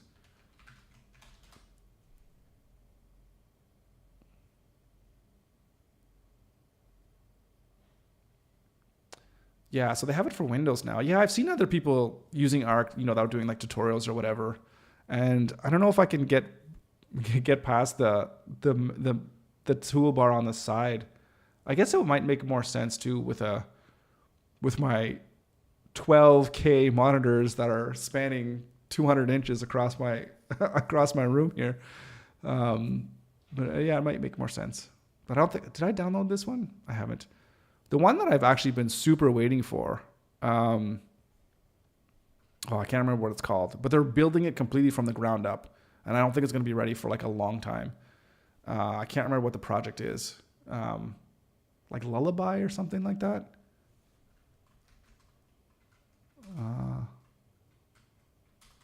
No, I can't. I don't know what it's called. Yeah. Their company, the browser company, is working on a new one. The browser company. So like, but these guys, or like the browser company. Yeah, sorry, Brent. I'm not sure what you mean by that, but anyways, yeah, there's cool browser. I love the fact that there's competition in browsers, though. I think that's really, really cool. Oh yes, Arc is from the browser company. Okay, got it. Okay, so they're making another one. Okay, got it. Arc is the name of the product. Yeah. Okay, makes sense. Yeah, no, you're welcome. Take that into account. Yeah, I mean, there's like, especially because you're saying you're not a designer and you're more from a developer, and that's totally fair. And but yeah, any help or any advice or whatever that you want, if you want us to take a look when you're getting closer to being done, we're here to help. So always glad to help. Yeah, never miss the opportunity to show us his compensatory monitors. I have 3 of them, by the way. Did you know it's a triple monitor system that I have going on? Should I talk about how color accurate my my pixels are? Oh God, this is too much. It's too much. They should remake Firefox from the ground up. Yeah, oh man, do you know how hard it is to like make a browser though? Like that's crazy. Like especially, I would imagine, because this is the thing, I would imagine Arc. I don't know this for sure, so I can't say this for sure, but I wouldn't be surprised if this is based off of Chromium and they just took Chromium and just forked it or whatever, and they start developing on that. But to make a new browser completely from scratch, like, all right, see you in 7 years kind of thing. That's crazy. Yeah, when your app is done, I'll come and let you view it. Yeah, absolutely. That'd be great. That would be great. Okay, guys, what are we doing here? Wireframing. What deficiencies will you need to compensate to have 3 90-inch monitors? Listen, how much time do you have? I don't know if I have enough time to get through all those deficiencies, man.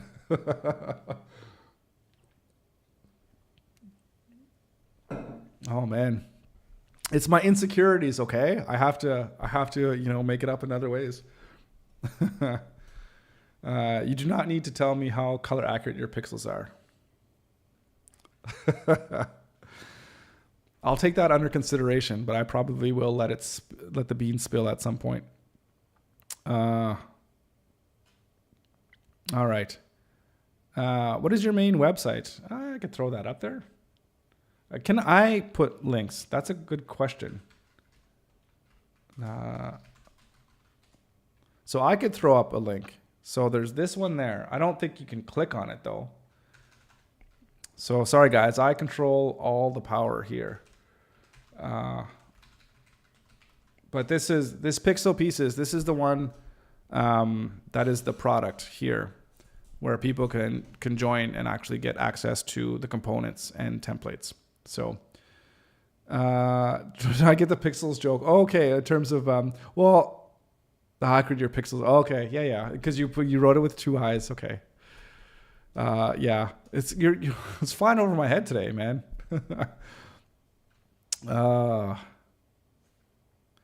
You guys, I'm gonna have to tell my wife that you guys are a bad influence on me. I'm not getting any work done today. But having good fun though. That's even more important. Okay, what are we doing here? We're doing our pricing. So what was that again, Rolando? Pricing on its own separate page?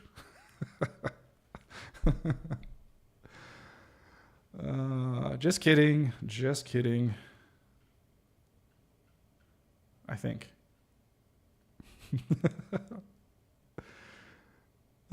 Oops. Menu, pricing. Put that there. Very good website. Loved it. Thank you. Appreciate that. Thank you very much. But now I need to go. Bye. Have a good one. Yeah, I guess I imagine it's. Well, actually, I have no idea in the world. I don't know. Are you in Israel right now, or are you somewhere else? Anyways, doesn't matter. But I'm just thinking of terms of what time it is, because it's probably a lot later for you than it is for me. But anyways, have a good one, and we'll see you next time. Thanks for stopping by.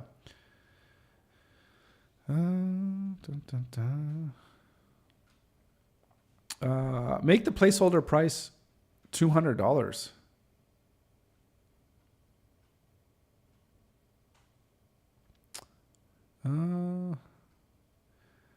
If you need, yeah, absolutely feel free to reach out to me, either YouTube comment or you have my email now. Happy to help out in any way that I can. So, yeah, so you're in Israel. All right. Yeah, that's crazy. Well, stay safe anyways, for sure. But yeah, that's pretty late. But yeah, feel free to reach out at any time. Anytime. Always happy to help. I'll do what I can. Yeah, it's 10:47. Yeah, got to get to bed, get some rest, and start the day. I don't know. Start the day fresh tomorrow. I don't know. Hit the day. Do the David Goggins and wake up at 5 a.m. and start running like 10 miles. You're more than welcome. So yeah, this is actually a really good point, Rolando. So I don't like that the service-based website has its own pricing page. It looks more like a SaaS page than one for use with a veterinary clinic, roof repair. Yeah, I know you're right. You're right. You're right. So let's do something different. That's a really good point. Nice. That's nice. Well, I appreciate you having you here. So thank you. Hope to see you again. Welcome every time. Welcome every time. Welcome anytime. A reference to your $200 forever. Yeah. Could be so. School tomorrow. Yeah. I get up and hit the day right with school. So there you go. All right. Well, enjoy. All right. Yeah. We'll see you next time. All right. So, all right. Good night. Thank you. So, guys, pricing page. I'm trying to think for some service-based, because I'm thinking service-based too could be like what we do, right? Like if it's a web design. But even then, yeah, they're generally not displayed like this. They're definitely, yeah, you're right. It's definitely like a SaaS thing.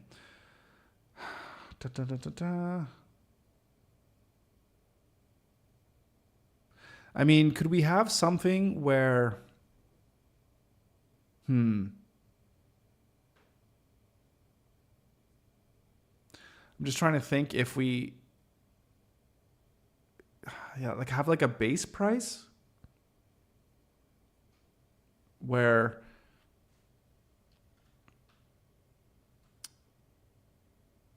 I have an idea. Let's see if we can get ourselves a little bit of inspiration. Okay. I might be old school by showcasing this, but this is kind of a place where I look for some stuff on Dribbble. I don't know. Do people still use Dribbble now? I don't know. Okay, so I don't even know how well the search is here. Like service pricing. Yeah, we're going to get a lot of pricing that looks pretty much like SaaS stuff.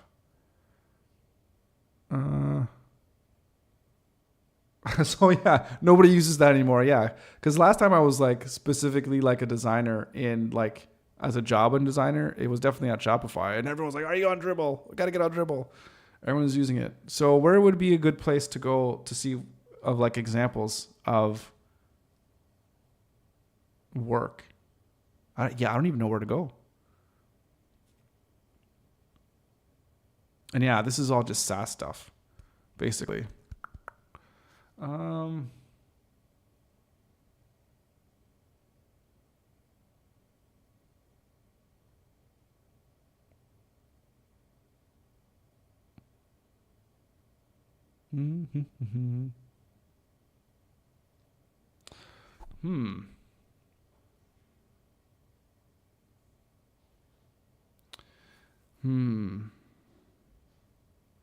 Land book for site inspo. Never heard of it.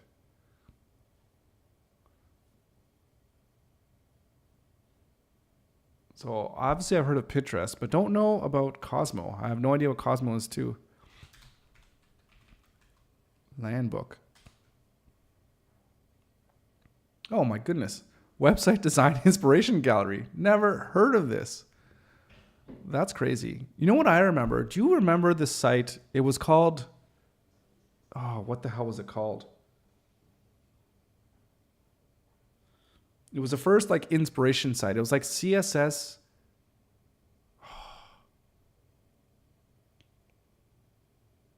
It was not CSS gallery, but basically what it was, no, it wasn't, no, not Behance. It was like way older than that. It was, oh man. It was basically a site where you had the same HTML structure, the exact same HTML structure, and you just went like next, and basically it would be the same, again, same HTML, but people would change the CSS, and it would be like, hey, this is how you could use CSS to change the complete look and feel of your website.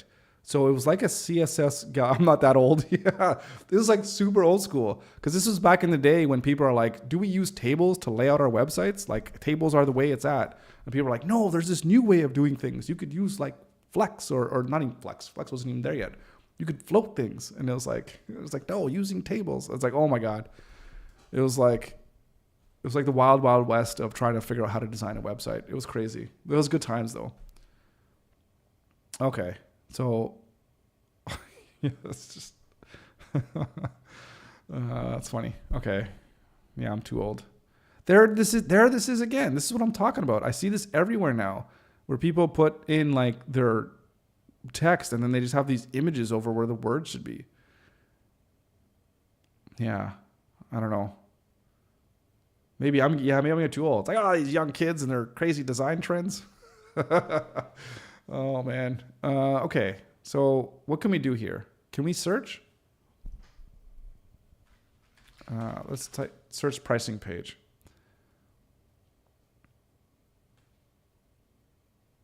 There it is again.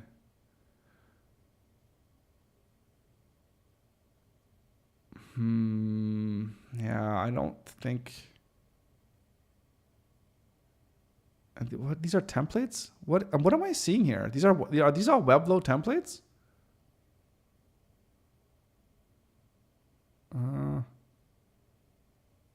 Image span text. Yeah, that's what it's called. Hit components at the top. Okay. Oh, that's the whole website. Right. I see what's going on here. And okay, you can just. Who curates this? Is it just anybody that can upload whatever they want?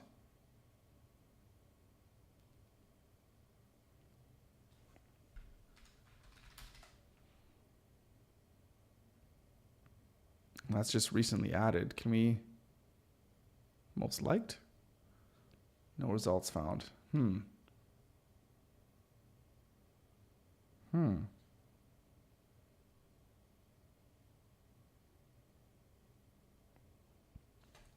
So Rolando, I'm looking for roof repair businesses in your area, and there are many business opportunities. Most have terrible websites. Yeah, and that's just one industry. And you're right. Like those are the kinds of guys that I want to see if I can figure out how I can target those guys for services. And I do have a couple ideas, because I know some guys that are kind of in the industry, and I want to get them in on the podcast. And those guys, good Canadian buddies, we're playing hockey or whatever. We're always talking about that kind of stuff, or having a beer or whatever. So. Like the blue collar kind of workers. So I want to talk to those guys, and if I can help them out to get their better, just have better websites and just have better flows in terms of how they use technology to maybe get leads and all that kind of stuff and generate more business. I think that would be good. That being said, there are a lot of guys though that do construction type stuff that are so busy they don't even have time to even care about their websites, because they have more clients than they know what to do with. You guys are leaving right now? It's at 5:00 already. Just about. Okay. Yeah, I'm trying to get work done. These jokers they won't let me get to work. It's annoying. Yeah, I was gonna say you have to tell me they're a bad influence, because I can't get work done. Anyways, okay. Yeah. All right. Well, have fun. Yeah, like I said, just take it easy. I don't know if it's raining out there, but No, it's stopped, but yeah, should be fine. But just those tight turns. Yeah, that's not what she said. Get out of here. All right, love you. See ya. But yeah. So, anyways, but you're right. Like, you see a lot of like roofers, and there's just the general contractors. There's the people that do like the driveways, ceilings, and then of course there's landscape guys. Those, yeah, no, I know, yeah, I know, you can hear us. I was kind of just making fun there. I was wondering if someone's going to comment on that.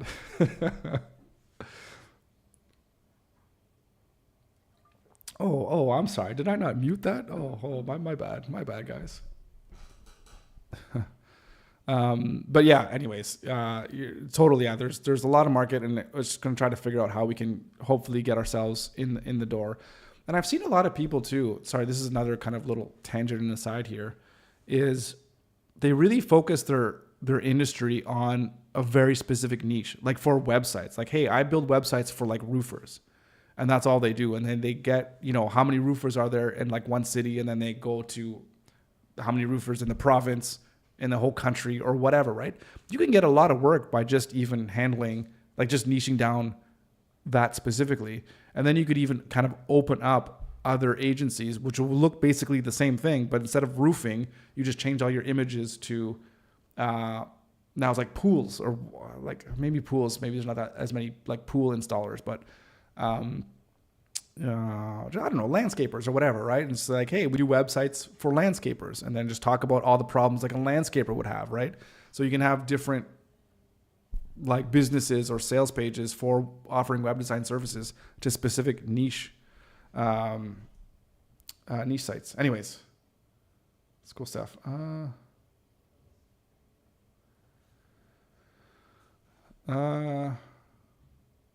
Roofing and I gotta ask. I have a friend actually, because their father was in construction, and there was like multi-million dollars in construction deals or whatever. So and they still operate here in locally. So maybe I should kind of ask what those guys are up to. So I just sent you a link to a roofing company that is incredibly designed and developed. So except this is very hard to see. I could almost not even read this right here. It's very difficult to read this yellow.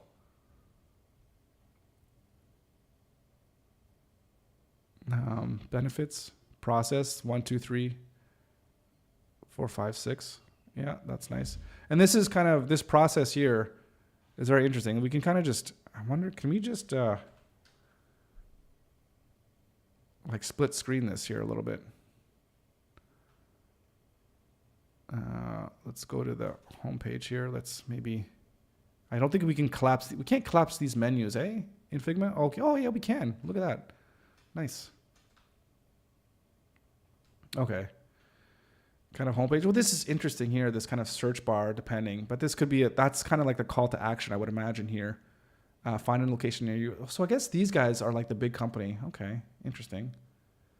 Then it gets to our service. So this gets right into the services and products. It doesn't really talk about what your problem is, but they seem like they're more of the larger company.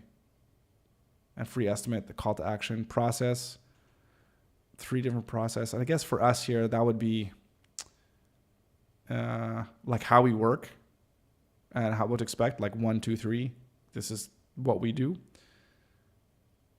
Testimonials, of course, more call to actions, awards, social proof. Very nice. Makes sense. It's not too bad. Design-wise, I think it's okay in terms of how it looks. But I think it has what people need. And it's one thing that I've been learning as well, too, especially because I come from the design background, is that I always feel like, if I can't, like, here's where I go to kind of look at, like, sites of the day, right?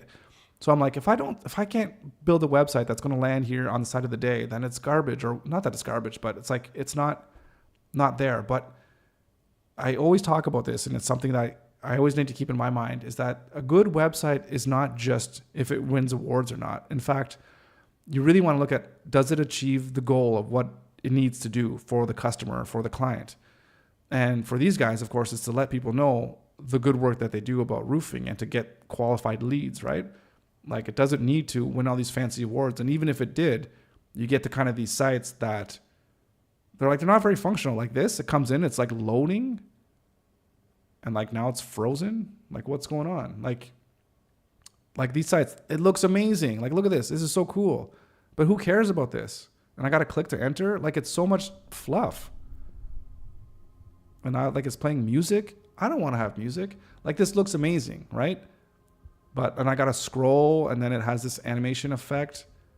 And like phase one, like what is this? Like who is, like, other than to just be like visually stunning, like this, like that's cool, right? But like find out more. Our drive for innovation has been relentless.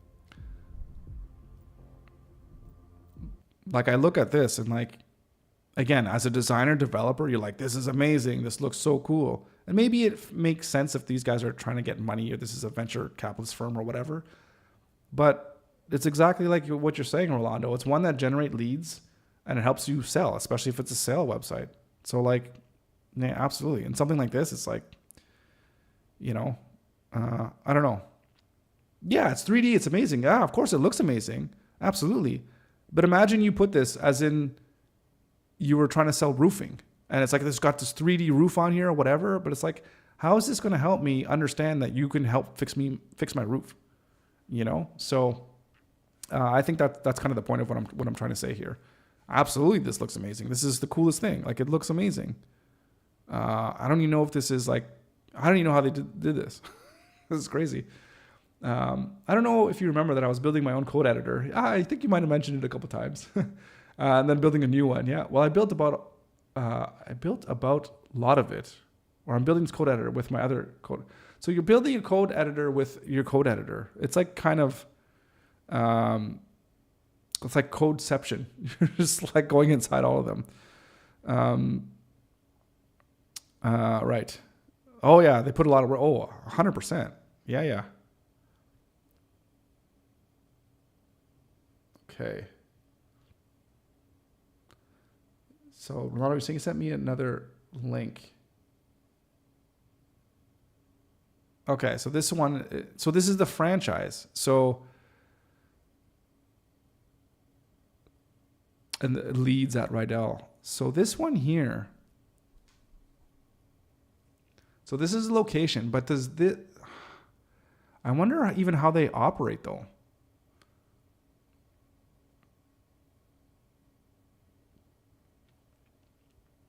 Because it's like you're contacting head office, but I wonder, do they outsource this or is there a really big company? And then you talk about all the different services that they offer. So if I click here, it still gets me into the franchise, but it just goes in here, get a quote. Yeah, like I feel like they could do a lot better in terms of how they're structuring, like how their organization works. Yeah, I don't know. Yeah, it's interesting. Very interesting. Oh no, I know I could see the URL. Yeah, for sure. But it's like a franchise. But it's weird that the franchisee themselves wouldn't have their own website so that they can do their own marketing and their own direction.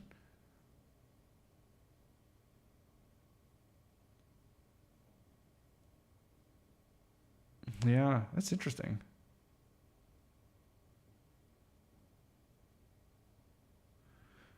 So like that's the contact us. So if I change my location, just change it to Barrie in Ontario. And yeah, they have their own addresses here.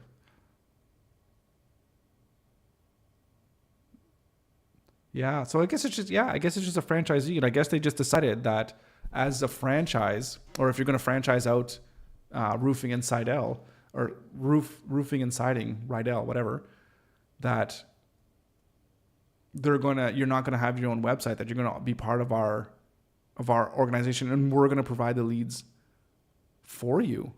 That's interesting. That's even getting into this. I worked for one company actually that did do something like this, where it was a photography store that sold like cameras and all that kind of stuff, and they did like printing and all that, everything to do with cameras. And they had a bunch of stores all over Canada, and we ran the website for the whole organization.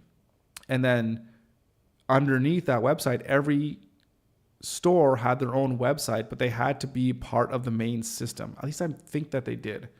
and then we would still manage all of those different franchisees that were everywhere. Like think of, I don't know. I want to say McDonald's, but that's a bad example. Well, yeah, I don't know. It's just kind of like this. It was just very interesting. It's very interesting. So, anyways, lots to think about, and I would love to be able to figure out a way how I could get involved in like construction type clientele, because in Canada here, one of the things that is probably not going to go away anytime soon is the construction business. There's always going to be people needing that kind of service, like roofing, construction, all that. And I think the science industry, the research industry, I think that's always going to be strong here in Canada. So those are the kind of people that, are good to kind of target. But anyways, you're saying here that they're using the strategy I told you about, the one about service areas, creating collections, but as they did with WordPress, they are CPT. I think in terms of data, yeah. So reason why you're saying this is that for me to copy what I'm doing here, like, are you thinking of in the template or more into like pixels is what I should do with my own company's website, and having pixel/Halifax, pixel/whatever city like Ontario, and doing those things, and that will help you with your SEO for people saying, hey, I need web design in Halifax, need web design in there. If so, yeah, that's like spot on, and that's really good, and that's amazing. So yeah, I really do like that.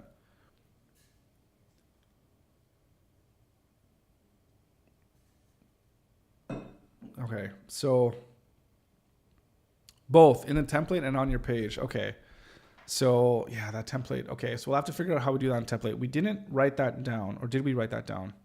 Or maybe I didn't write it down correctly if I wasn't understanding it 100%.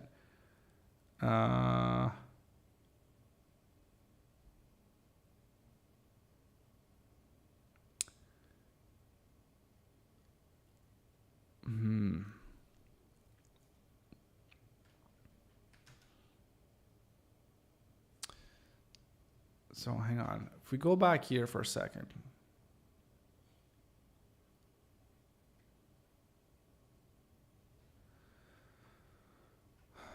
I will say one of the things that's jumping out at me right now is that people that are going to have multiple locations are probably going to be a bigger company and probably are not going to want a template. This is just kind of my gut feeling of what that's telling me. Could be wrong about that, but that's kind of what I'm thinking. But also, where? So just throw this in here.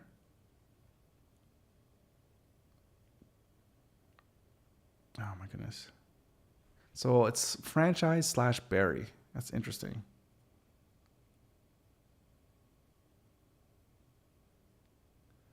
So we almost need to put it as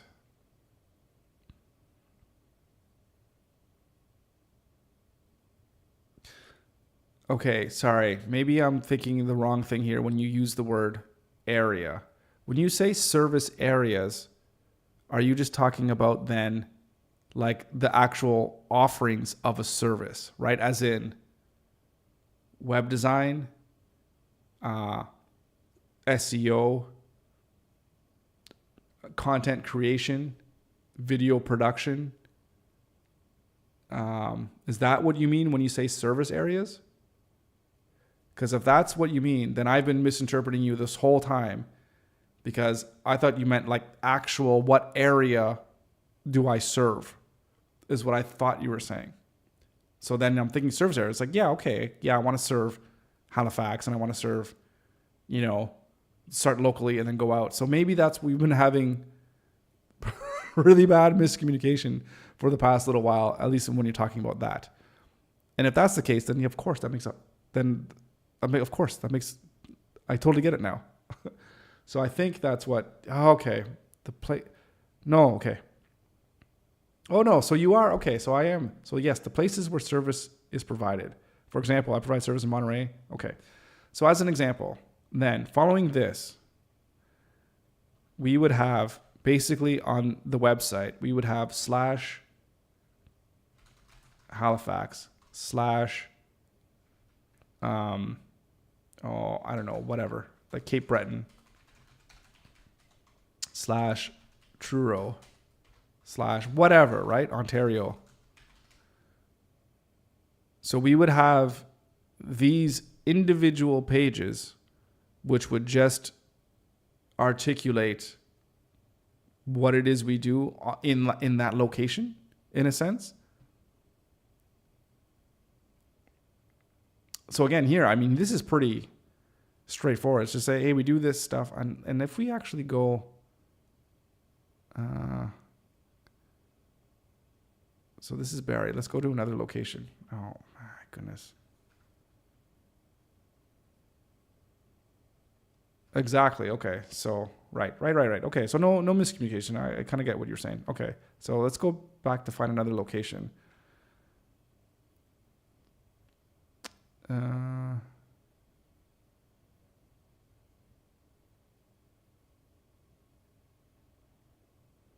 Belleville. Okay. So what is the differences here? So you got difference here. It's got a different number for emergency. Slightly different hours. But what about down here? They have different services for different places. Okay, so that's interesting. So then as a franchisee, you can pick kind of what it is that you want to do. But you probably still fully insured. Benefits still look like they're the same. Process is probably still going to be the same. Oh, I closed that window by accident. Okay, that's interesting. Okay, cool. All right, so we'll throw that in there. Okay. So, God, it's been 2.5 hours. It's okay. This is, let's see. Okay, we totally did not get very far today. We only did the about page and the pricing page. We have lots more to do. And I think I'm going to try to see if I could probably just continue on doing this wireframing just outside of the live stream because it's taking forever, which is fantastic. I love talking with you guys, so I really appreciate that. But I also do want to make sure I can move forward and not, like, I just don't want to be held up too much. So I think I'll just try to work again tonight and tomorrow and just get this done as quickly as I can. So yes, and with WordPress and Jet Engine, it's super easy to do. My template should be finished if everything goes well by Friday. Let's see if we can talk and I can show it to you. Oh, cool. Yeah, that'd be cool. That'll be awesome. Yeah, look forward to see that. I mean, it's in Webflow. It's in WordPress, so yeah. But we won't hold that against you. Sounds good. Okay, all right. So I do need to run. My son is waiting to spend the rest of the evening together, or the rest of the evening, next couple hours while my daughter's at circus doing fun circus stuff. So we're going to spend a little bit of time together, and then obviously I'll get back to work later on this evening. But that's going to be it for me today. So again, thank you guys so much. I need a whole lot of water because I've been a lot of talking today. Appreciate the chats. Appreciate the conversation. And Rolando, do you want to compete to see which team has the best performance? No, you're gonna win. you're gonna win. No bet. Thanks. Yeah, Leo, have yourself a great night, man. I appreciate you being here. No bet. But what we will do, we will compete on who's gonna make the $1 million first. I won't take that bet, but I will compete that every day of the week because that's what we want to do. We want to build businesses, and we all can make $1 million here. I think we can all do it. There's plenty of people. There's plenty of money to go around, and there's plenty of people that need websites. There's plenty of room for all of us to make a lot of money. So let's all do it together, and let's push each other, and let's challenge each other to get to $1 million. So no, well, including all income. Okay, yeah, no, you can't. No, we're building. No, because if you have all your like real estate stuff, then you're probably already there. So no, just I guess like if you're like a legit just building a business that'll generate $1 million of. Okay, we'll have to have rules. just any business that I could go to or whatever. I guess it doesn't matter. You know what? Yeah. Any business that you have, a singular business that generates $1 million in revenue every single year. So yeah, revenue is all income. It's not net, or it's net. No, gross. That's what we're thinking about. So not net. The first time I was there for the entire stream, yeah, listen, man, I'm even here for the entire stream every single time, and it's a long time. So that's awesome. I really appreciate that. Assuming we get to the end here, when Rolando and I put our bets. And again, I'm putting my best maple syrup against your best tequila. So remember that, because that's what we need. And then we'll see. We'll meet at Monaco, and once we'll taste the fruits of all of our labor. You have an advantage. My currency devalued against the dollar by about 5% daily. Hey, listen, we all have our own barriers of entry here. So we got to do what we got to do. You just need to make 5% more per day. 5% a day. That's crazy. So that's a lot. But yeah. So yeah. Although your dollar was doing well, the peso was doing well for quite a while beforehand. But yeah, maybe not so much anymore. Kevin, yes, let's do this again tomorrow. Why not? So much fun today. Let's do it again tomorrow. All right. Okay. Anyways, I'm never going to leave here. So I'll try to leave now. All right, guys. Thank you so much. I appreciate you guys all. I appreciate all of you guys always. Thank you so much.